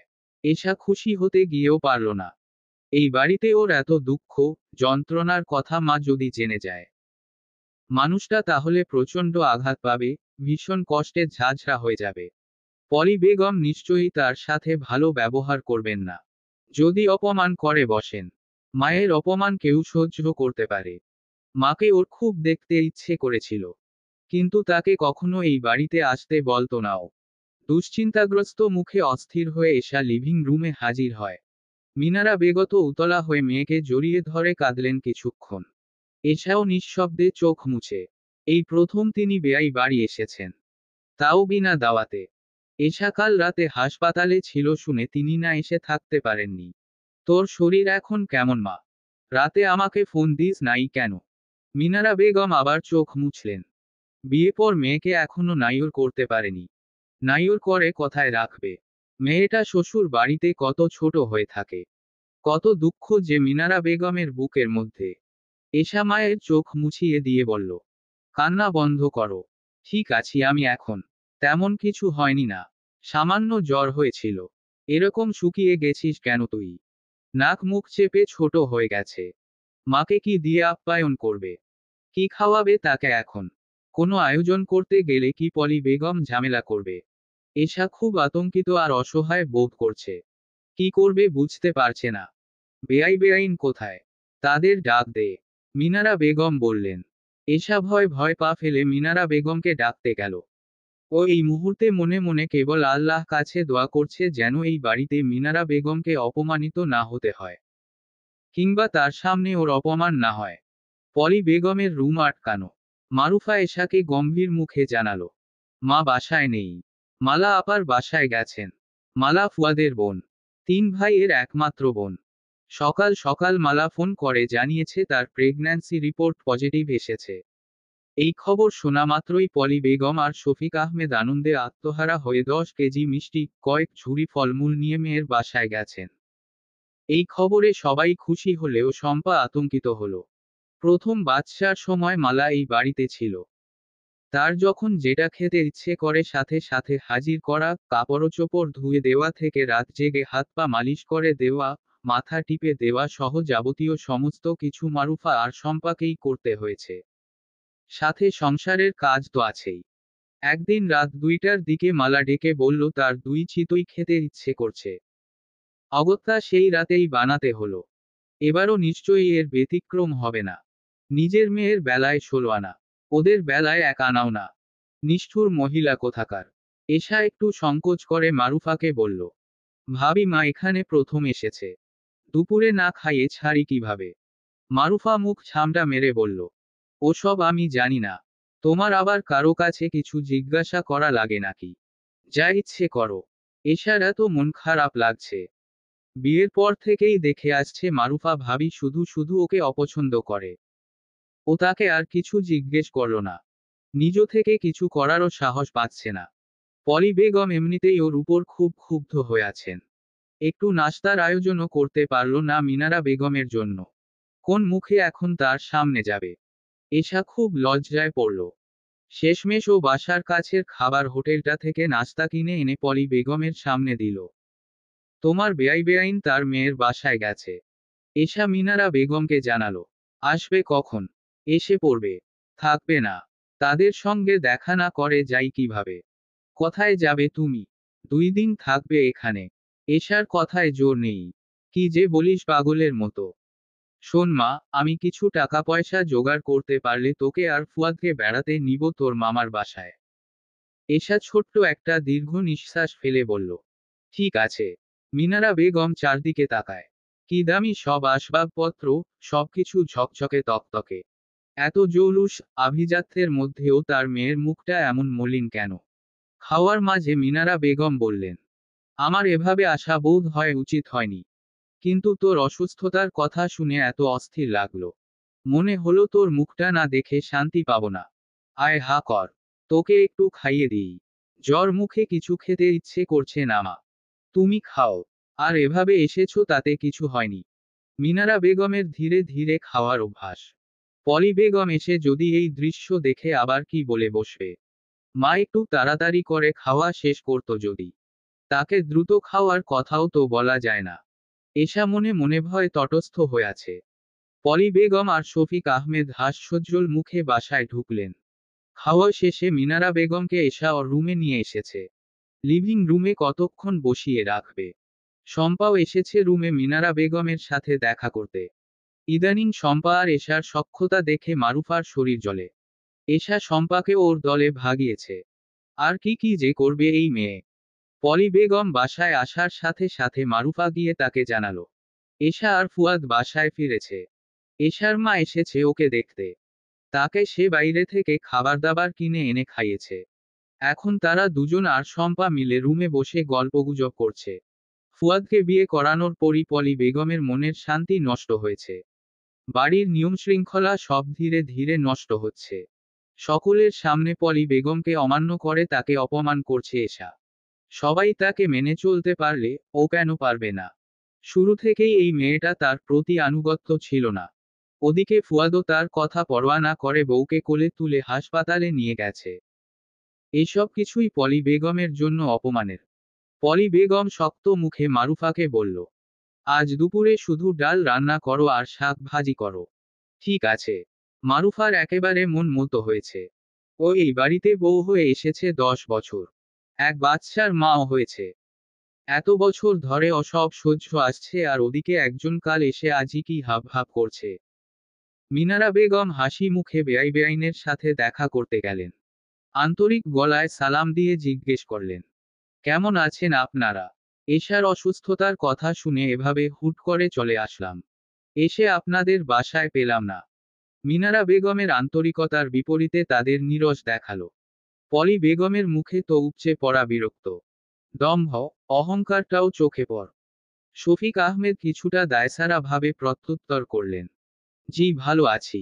এই বলে তিনি বেরিয়ে পড়লেন। মিনারা বেগম কেমন আছেন সামান্য সৌজন্যতা দেখিয়ে সেটিও জিজ্ঞেস করল না। পলি বেগম চেয়ারে বসে আছেন। তিনি কোনো কথাবার্তা বলছেন না। মিনারা বেগমের দিকে ভ্রুক্ষেপও করলেন না, যেন তিনি অদৃশ্য কিছু। মিনারা বেগম অনেকক্ষণ যাবৎ দাঁড়িয়ে আছেন। তাকে বসতে পর্যন্ত বললেন না। তার খুব বিব্রত আর অপমানিত বোধ হচ্ছে। এই বাড়ির মানুষগুলোর মধ্যে ন্যূনতম সৌজন্যতা নেই, আন্তরিকতা নেই। মানুষকে মানুষ বলে গণ্য করে না। এখানে এসা কেমন আছে তাহলে? তার বুকের ভেতরটা মোচড় দেয়। নিজের এই অপমানের কথা মেয়েকে বললেন না মিনারা বেগম। কিন্তু তার মুখ ফ্যাকাশে দেখাচ্ছে। এশার কাছে এসে বলল, বেআইনের সাথে দেখা তো হলো। তোকেও মন ভরে দেখলাম মা। ফুয়াদের ফিরতে বোধ হয় দুপুর হবে। আমি এখন যাই তাহলে। বেআইনের সাথে দেখা করার অভিজ্ঞতা নিশ্চয়ই ভালো হয়নি তার, এশা সেটা আন্দাজ করতে পারছে। তাকে কি অপমান করেছে? ওর বুকের ভিতরে ছুরির তীব্র আঘাতের মতো যন্ত্রণা হচ্ছে। এই ব্যাপারে মিনারা বেগমকে ও কোনো প্রশ্ন করল না। মায়ের অপমানের কথা শুনতে ইচ্ছে করছে না। এশা খুব অনুনয় করে বলল, তুমি দুপুরে খেয়ে যাও মা, নয়তো আমি অনেক কষ্ট পাবো। বেআইনের ওরকম আচরণের পর দুপুরে তার গলা দিয়ে খাবার নামবে না। কিন্তু মেয়ের অনুরোধ ফেলতে পারলেন না। অনুরোধের ঢিকি গিলে থাকতে হলো। এশা ব্যস্ত হয়ে রান্নাঘরের দিকে গেল। আজ নিজ হাতে মায়ের জন্য ভালো আয়োজন করবে। তাতে যত ঝামেলা হওয়ার হোক। এই মুহূর্তে ওর কিছু পরোয়া করতে ইচ্ছে করছে না। এশাকে মাছ, মাংস বের করতে দেখে মারুফা বলল, মা আজ শুধু ডাল আর শাক রান্না করতে বলেছেন। ও মারুফার কথা গ্রাহ্য করল না। শম্পা ওর পক্ষে কথা বলল। এশার মা প্রথমবার এসেছে এই বাড়িতে। তাকে শুধু ডাল আর শাক দিয়ে ভাত খাওয়াবে। ভাবি তুমিও দেখছি দিন দিন মায়ের মতোই হয়ে যাচ্ছ। মারুফা রেগেমেগে ঝাঝালো গলায় বলল, মুখ সামলে কথা বলো তুমি। দিন দিন তোমাদের সাহস খুব বাড়ছে। এত সাহস ভালো না। শম্পা আর কিছু বলল না। এশা নিজের মতো রান্না করতে লাগলো। মিনারা বেগমের পছন্দের বড় কাতলা মাছ রান্না করছে।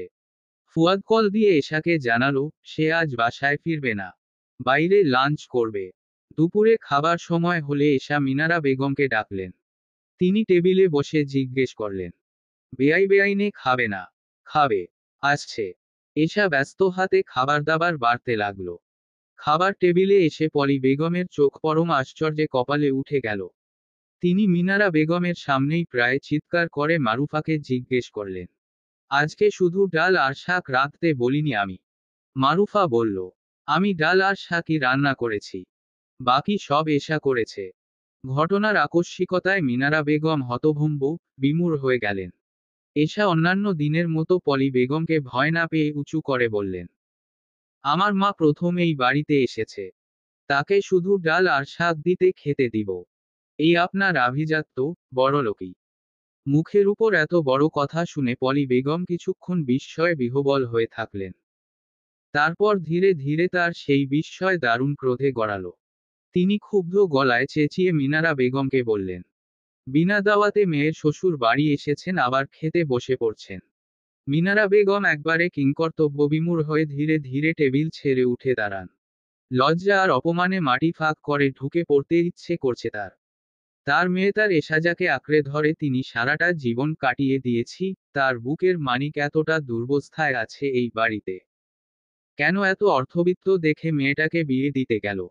মিনারা বেগমের বুকের ভিতর চূর্ণ বিচূর্ণ, রক্তাক্ত হতে লাগলো কেবল। পলি বেগম ফেটে পড়া ক্রোধ নিয়ে টেবিলে বেড়ে রাখা খাবারগুলো ছুঁড়ে ফেলতে লাগলো। তোর মতো ছোট লোকের বাচ্চা বউ করে এনেছি যাতে মাথা নিচু করে চলিস। কিন্তু তুই এই বাড়িতে আসার পর থেকেই আমার সংসারে অশান্তি শুরু করেছিস। অতিরিক্ত রাগে পলি বেগমের শ্বাস রোধ হয়ে আসছে। তিনি হাঁপাতে লাগল।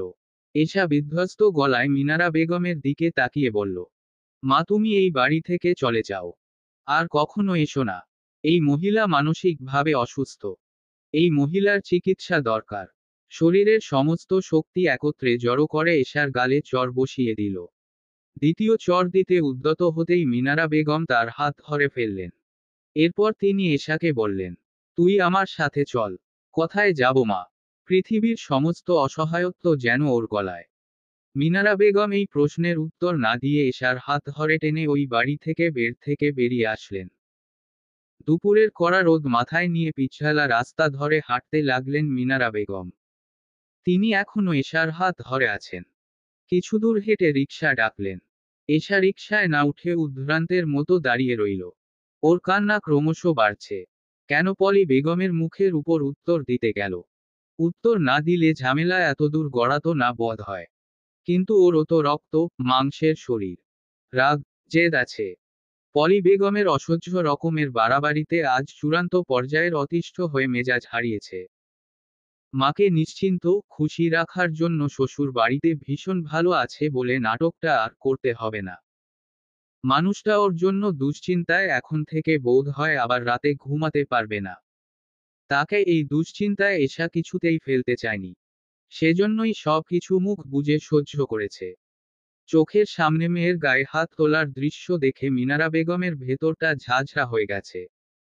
তিনি বাকরুদ্ধ হয়ে ৭-৫ না ভেবে এশাকে নিয়ে বেরিয়ে পড়েছে। যদি কোথায়ও ঠাঁই না হয় দরকার হলে ট্রেনের নিচে পড়ে মরবে। তবুও ওই নোরকে এশাকে কিভাবে রেখে আসবে? সূর্যের তাপ সরাসরি এসে মুখে লাগছে। চোখ তুলে আকাশের দিকে তাকানো যাচ্ছে না। রিকশা দ্রুত গতিতে চলছে। এশা চোখ মুছে জিজ্ঞেস করল, কোথায় যাচ্ছি আমরা? মেজো ভাইজানের বাসায়। মামার বাসায় এভাবে যাওয়া ভালো দেখাচ্ছে না। আর তুমি যে আমাকে এভাবে নিয়ে আসলে মামার বাসায় আমাদের কতদিন লাগবে? একটা ব্যবস্থা হবেই। না মা, হবে না। মিনারা বেগম উত্তর দিল না। তার চোখ জোড়া ছলছল করছে। চেহারা বিমর্ষ দেখাচ্ছে। এশার এই মুহূর্তে নিজেকে দায়ী মনে হচ্ছে। যদিও এর পিছনে ওর কোনো অপরাধ নেই, দায় নেই। চৌধুরী নিবাসের সামনে রিকশা থামে। এই বাসায় এশার মেজো মামা ভাড়া থাকেন। মিনারা বেগম রিকশা থেকে নেমে ভাড়া মেটায়। এশা এক কাপড়ে বেরিয়ে এসেছে। ওর কাছে চার আনাও নেই। হাতে করে শুধু মোবাইলটা এনেছে। কি হলো? দাঁড়িয়ে আছিস কেন? আয়। কয়েক পা সামনে এগিয়ে পিছনে ফিরে এশাকে ডাকলো মিনারা বেগম। এই অবস্থায় মামার বাসায় যেতে ওর অস্বস্তি হচ্ছে। মামারা ওদের প্রতি তেমন আন্তরিক না। ওকে দেখলে মামি নিশ্চিত বিরক্ত হবে। সেজন্যই অস্বস্তিটা বেশি লাগছে। মিনারা বেগম তো নিরুপায় হয়ে এখানে পড়ে আছে। এশা চোখ মুখ মুছে চেহারা স্বাভাবিক করার চেষ্টা করল। এরপর গেটের ভিতরে পা বাড়ায়। মিনারা বেগম থেমে থেমে কয়েকবার কলিং বেল বাজালো। হাজেরা খাতুন দুপুরের খাওয়া দাওয়া করে একটু ঘুমিয়েছিল। তিনি বিরক্ত মুখে দরজা খুললেন। মিনারা বেগমের সাথে এশাকে দেখে তিনি অবাক হলেন। মেয়ে দেখতে গিয়ে আবার মেয়েকে সাথে করে নিয়ে এসেছে। এ বাড়িতে কি তিনি ভাতের হোটেল খুলে বসেছে? একে তো নিজের মাসের পর মাস পড়ে আছে। এশা কেমন আছো আম্মু? অনেকদিন পর দেখলাম তোমাকে। বড়লোক বাড়িতে বিয়ে হয়েছে, চেহারা ঝলমল করবে। এ তো আগের চেয়ে খারাপ হয়েছে। শুকিয়ে গেছো, কালো হয়ে গেছো। এশা শুকনো মুখে একটু হাসার চেষ্টা করে বলল, জি ভালো আছি। আপনি কেমন আছেন মামি? এই আছি। আল্লাহ রাখছে। বসো তুমি। এশা সোফায় বসল। মিনারা বেগমও ওর পাশে বসে। তাদের চেহারা অস্বাভাবিক দেখাচ্ছে। কেমন থমথমে। হাজেরা খাতুনের একটু সন্দেহ হলো। কোনো ঝামেলা হয়েছে নাকি? এশার সাজপোশাকও কেমন ঘরোয়া। বাসা থেকে এক কাপড়ে বেরিয়ে এসেছে এমন মনে হচ্ছে। ভাবি ভাইজান কি বাসায় আছে? মিনারা বেগম জিজ্ঞেস করলেন। না সে কি এই সময়ে বাসায় থাকে নাকি? হাজেরা খাতুন থেমে আবার জিজ্ঞেস করলেন। কি ব্যাপার বলো তো? কিছু হয়েছে নাকি? তোমাদের মামের চেহারা এমন দেখাচ্ছে কেন? মিনারা বেগম আর নিজেকে ধরে রাখতে পারলেন না। তিনি ঝড়ো করে কাঁদতে কাঁদতে বললেন, এশাকে আমি ওই বাড়ি থেকে নিয়ে এসেছি ভাবি। আমার সামনে বসে ওর শাশুড়ি ওর গায়ে হাত তুলেছে। এরকম নির্দয় আচরণ কোনো মানুষ করতে পারে না। আমার মেয়েটাকে ওরা মেরেও ফেলতে পারবে। হাজেরা খাতুনের সহানুভূতি হলো না। উল্টো তিনি বিরক্ত মুখে বললেন, শ্বশুর বাড়িতে টুকটাক ঝামেলা হয়, আবার মিটেও যায়। সেজন্য তুমি ওকে নিয়ে আসবে? তোমার কি কোনো কাণ্ডজ্ঞান নেই মিনারা? তুমি নিজে পড়ে আছো এখানে, আবার তেজ দেখিয়ে মেয়েকে নিয়ে এসেছো। ওকে আমি কয়দিন রাখবো? আমার কি কতগুলো আর্থিক আছে? আর একটা মানুষকে মেরে ফেলা কি মুখের কথা? আপনার চোখের সামনে মৌলির গায়ে ওর শ্বশুর বাড়ির কেউ হাত তুললে আপনি সহ্য করতে পারতেন? হাজের খাতুন মেজাজ দেখিয়ে বলল, না, পারতাম না। বাসায় এনে খুঁটি দিতাম। তুমিও এখন খুঁটি দাও। তোমার তো আবার খুঁটি দেওয়ার মতো বাসাও নেই। যা ইচ্ছা করো। হাজেরা খাতুন ওখান থেকে উঠে চলে গেলেন। এশা মাথা নিচু করে বসে আছে। এই মুহূর্তে নিজেকে পৃথিবীর সবচেয়ে অসহায়, অনাদৃত মানুষ মনে হচ্ছে ওর। ইচ্ছে করছে গলায় ফাঁস দিয়ে মরে যেতে। তুই চিন্তা করিস না, একটা ব্যবস্থা করবই আমি। আগে দেখি ফুয়াদ কি করে। এশা কোনো প্রত্যুত্তর করল না। ফুয়াদ আর কি করবে? ওর চলে আসাতে তারই সবচেয়ে লাভ হয়েছে। এশার প্রতি তার কোনো ভালোবাসা নেই। এশা তার জীবনের সমস্ত পরিকল্পনার বাইরে। এই বিয়েও তার কাছে সবচেয়ে গুরুত্বহীন ব্যাপার। বড় বাচ্চা বেঁচেছে সে। ফুয়াদ বাসায় ফিরেছে রাতে। আজ বাড়ির পরিবেশ অন্যরকম। বাসায় ঢুকেই দেখল সবাই এক জায়গায় জটলা পাকিয়ে কি যে আলোচনা করছে। ও সবাইকে এড়িয়ে রুমের দিকে যাওয়ার সময় শফিক আহমেদ গম্ভীর স্বরে ডেকে বলল, এদিকে আসো। ফুয়াদ তাকিয়ে দেখল এশা ব্যতীত এই পারিবারিক মজলিসে সবাই উপস্থিত। আজ এশার মা আসার কথা ছিল।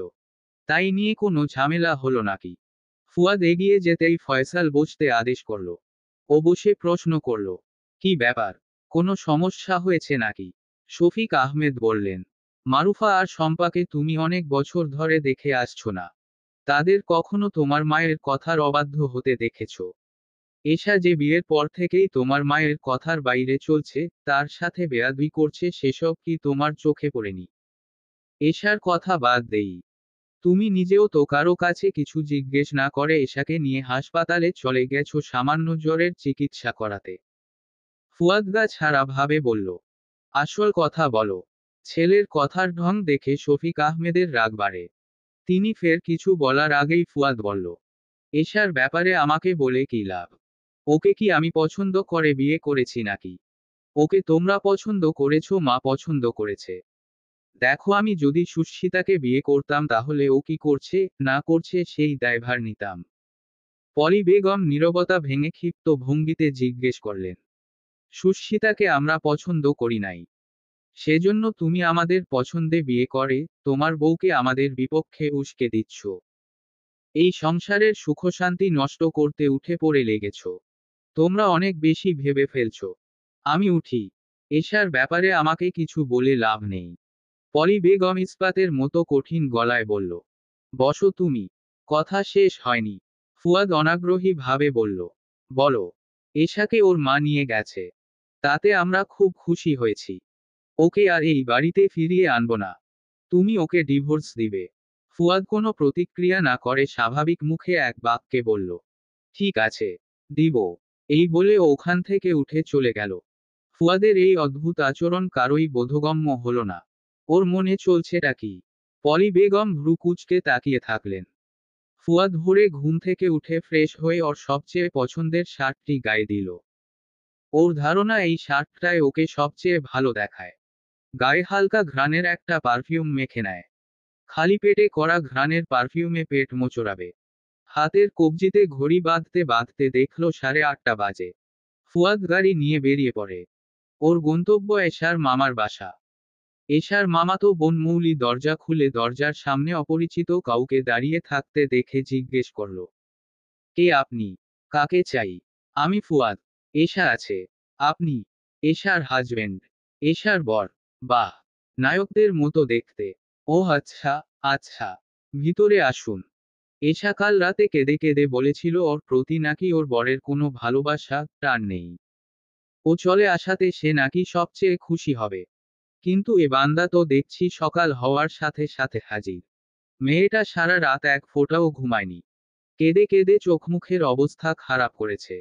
ওর জন্য মৌলিও ঠিকমতো ঘুমাতে পারেনি। মৌলি ফুয়াদকে বসতে বলে এশাকে ডাকতে গেল। ফুয়াদকে দেখে এশা কোনো কথা না বলে কেমন উদ্ভ্রান্তের মতো তাকিয়ে রইল। কালকে কি হয়েছিল বাসায়? চলে এসেছো কেন? এশার এই মুহূর্তে আকাশ পাতাল ফাটিয়ে চিৎকার দিতে ইচ্ছে করল ক্ষোভে। ওর এই অবস্থার জন্য পলি বেগমের চেয়ে এই মানুষটা বেশি দোষী। তীব্র অসহ্য লাগছে ওর। সবকিছু ভেঙে চুরে ফেলতে ইচ্ছে করছে। নিজেকে সংযত করার চেষ্টা করে এশা বলল, আপনার পরিকল্পনা সফল হয়েছে, সেজন্য চলে এসেছি। মানে, আপনাকে তো আমি একবারও বলি নাই আমার মাকে আপনাদের বাড়িতে ডাকতে। আপনি ডেকেছেন যাতে ঝামেলা হয়। বিয়ের পর থেকেই আপনি আমাকে ব্যবহার করে শুধু ঝামেলাই করতে চেয়েছেন। তার জন্য আমার কতটা ভুগতে হয়েছে সেটা নিয়ে আপনার কোনো মাথা ব্যথা ছিল না। এশা থেমে আবার বলল, আমার মাকে ওই বাড়িতে ডেকে আপনি দুপুরে বাসায় ফিরলেন না, নিজে সেফ থেকেছেন। ফুয়াদ শান্ত মেজাজে কিছুটা বিরক্ত হয়ে বলল, এশা রিল্যাক্স। তুমি হাসপাতালের বিছানায় শুয়ে তোমার মায়ের কথা বলেছ বারবার। আমি তখন তোমাকে জিজ্ঞেস করছিলাম তাকে আসতে বলবো কিনা বাসায়। তুমি হ্যাঁ বলেছ। আই থিংক তুমি জ্বরের ঘোরে বলেছ সেজন্য তোমার মনে নেই। ফুয়াদ বলল, দুপুরে ক্লায়েন্টদের সঙ্গে লাঞ্চ করতে হয়েছে, সেজন্য বাসায় ফিরতে পারিনি। তুমি একটু বেশি ভেবে ফেলেছ। চলো বাসায় চলো। এশা কোনো প্রত্যুত্তর না করে যন্ত্রের মতো অনুভূতিহীন চেহারায় বসে থাকল।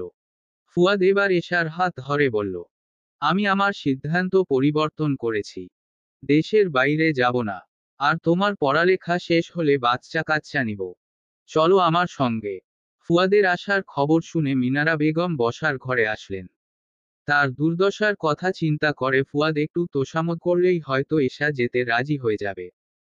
কিন্তু মেয়েকে ওখানে পাঠানোর কথা মনে আনতে পারেন না মিনারা বেগম। তার কলিজায় মোচড় দেয়। তবে এশার থেকে ফুয়াদের ব্যাপারে যতটুকু শুনেছে তাতে তাকে খুব একটা খারাপ বলে মনে হয়নি। এশা হয়তো সব বলেনি।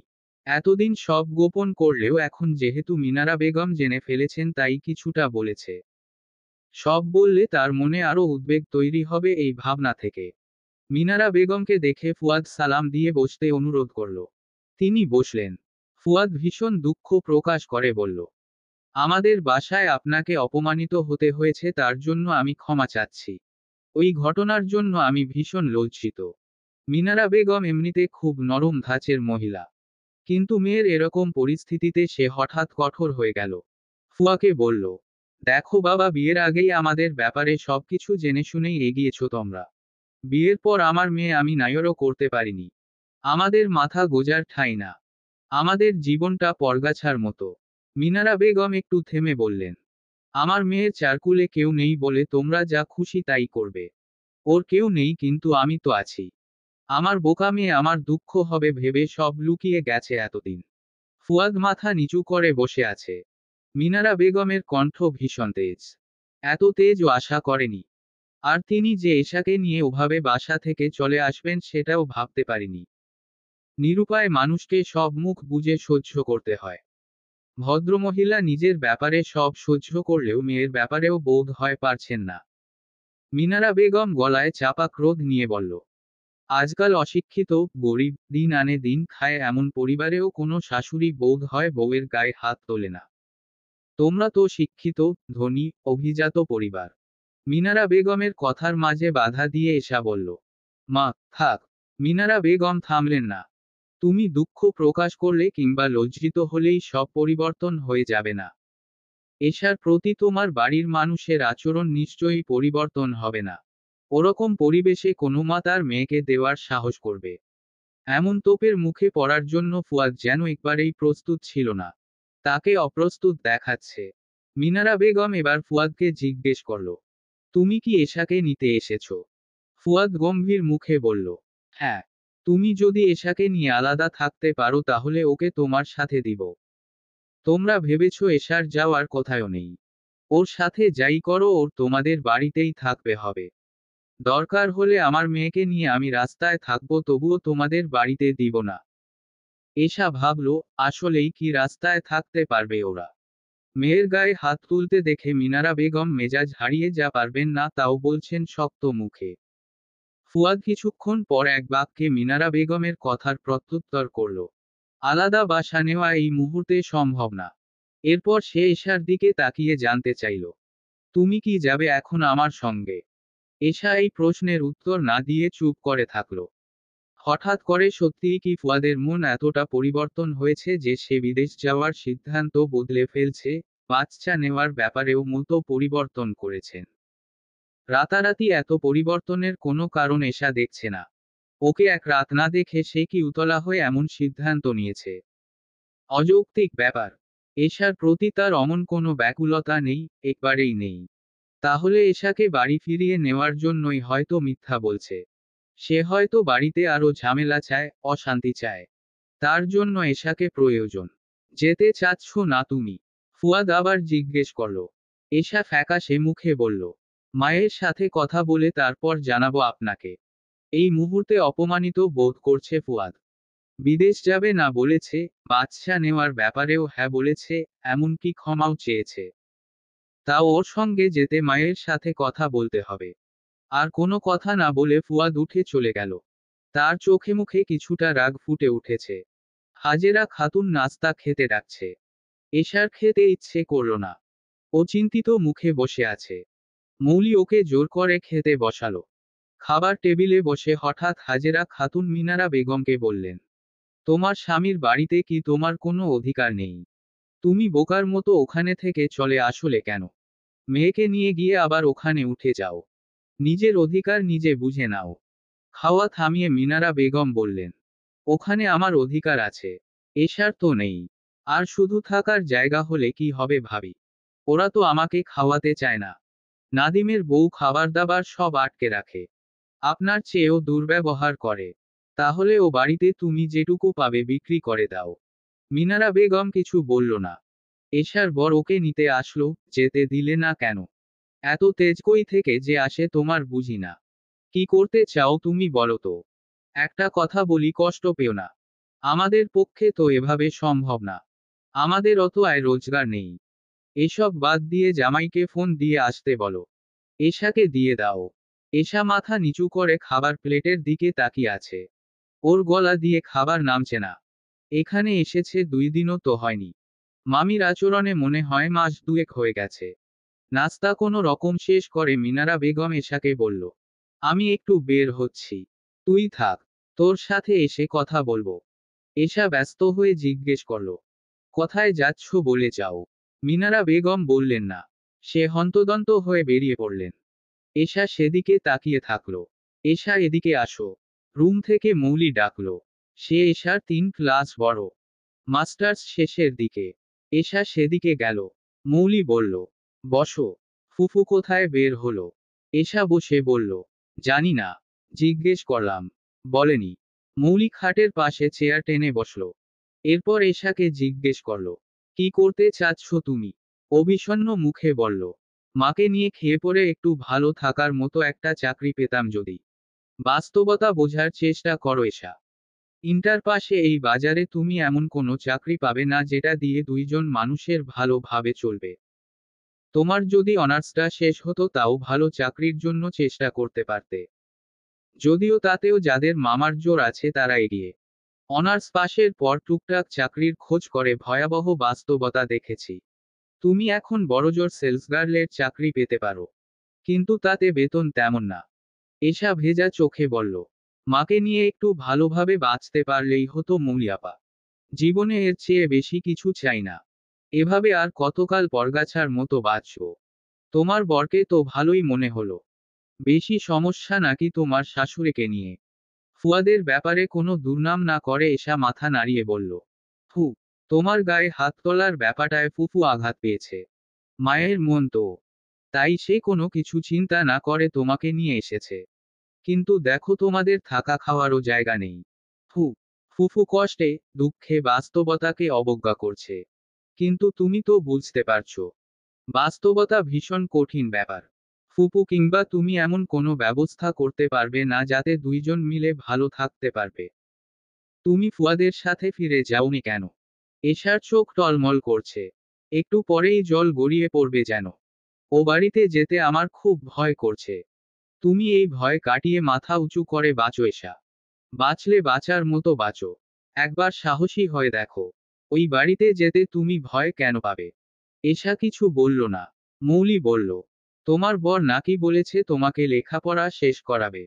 ওখানে গিয়ে লেখাপড়া শেষ করো, এরপর চাকরি করো, তাহলেই মাকে ভালো রাখতে পারবে। এত সহজ না আপা। কিন্তু এখন তুমি যে পরিস্থিতিতে আছো, এরকম ভাবে বেঁচে থাকার চেয়ে মরে যাওয়া ভালো। আমি তোমাকে মরার জন্য বলছি না, তবে একটু সাহস নিয়ে বেঁচে থাকার চেষ্টা করে তো দেখো। সব জায়গায় সাহস খাটে না। তুমি সাহস করে দেখেছো। একটা কথা বোঝার চেষ্টা করো, তোমার ওই বাড়িতে যাওয়া ছাড়া কোনো উপায় নেই আপাতত। ওখানেই লড়াই করে থাকার চেষ্টা করো। মানুষ শক্তের ভক্ত, নরমের জম। শক্ত হও। সাহস করে প্রতিবাদ করো, দেখবে অনেক কিছুই পরিবর্তন হয়ে যাবে। এশা কোনো প্রত্যুত্তর করল না। ও চুপচাপ বসে রইল অন্যমনস্ক হয়ে। মৌলির টিউশনের সময় হয়ে গেছে। সে আর ওকে না ঘাটিয়ে বেরিয়ে পড়ল। মিনারা বেগম এসেছে নাদিমের বাসায়। সে ওখানে গিয়েই কোনো ভনিতা না করে সোজাসুজি বলল, এটা আমার স্বামীর বাড়ি। এখানে আমার অধিকার আছে, ভাগ আছে। আমার ভাগের টুকু আমি বিক্রি করতে চাই। নাদিম যেন আকাশ থেকে পড়ল। মানে কি এসবের? আপনার অধিকার আছে তো আপনি এখানে এসে থাকেন। বিক্রি করতে তো পারবেন না। কেন পারবো না? অবশ্যই পারবো। আমি আজ তোমাকে জানিয়ে গেলাম। কাজ আছে। উঠি। মিনারা বেগম ওখান থেকে বেরিয়ে তার বড় ভাইয়ের বাসার উদ্দেশ্যে রওনা হলো। মিনারা বেগমেরা দুই বোন, চার ভাই। তার বাপ মা মারা গেছে ছোটবেলায়। জায়গা জমি সামান্য যা ছিল সব ভাইদের দখলে। সেগুলো তারা ভাগবাটোয়ারা করতে অনিচ্ছুক। শুধু মেজ ভাইজানের একটু ইচ্ছা আছে। আজ মিনারা বেগম নিজের ভাগের সম্পত্তি চাইবেন। আগে জমির তেমন মূল্য ছিল না, কিন্তু আজকের বাজারে এক কাঠা জমিরও অনেক মূল্য। চলবে। গল্পহাই জোছনা ধারায়। দ্বিতীয় পর্ব। লেখনীতে ইশরাত জাহান তানজিলা।